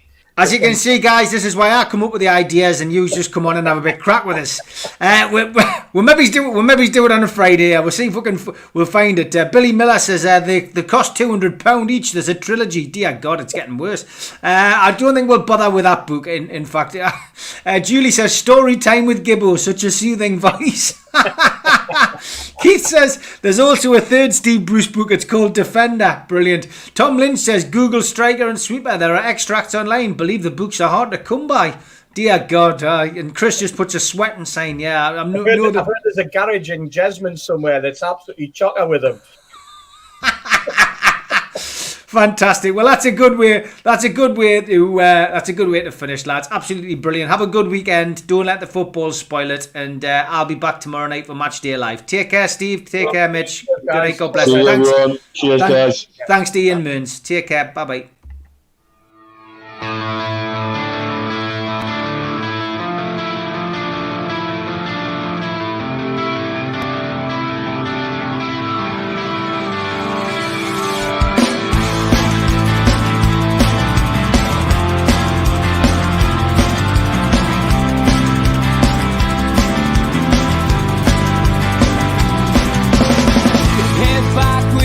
Attack. It feels like I've been talking to myself again.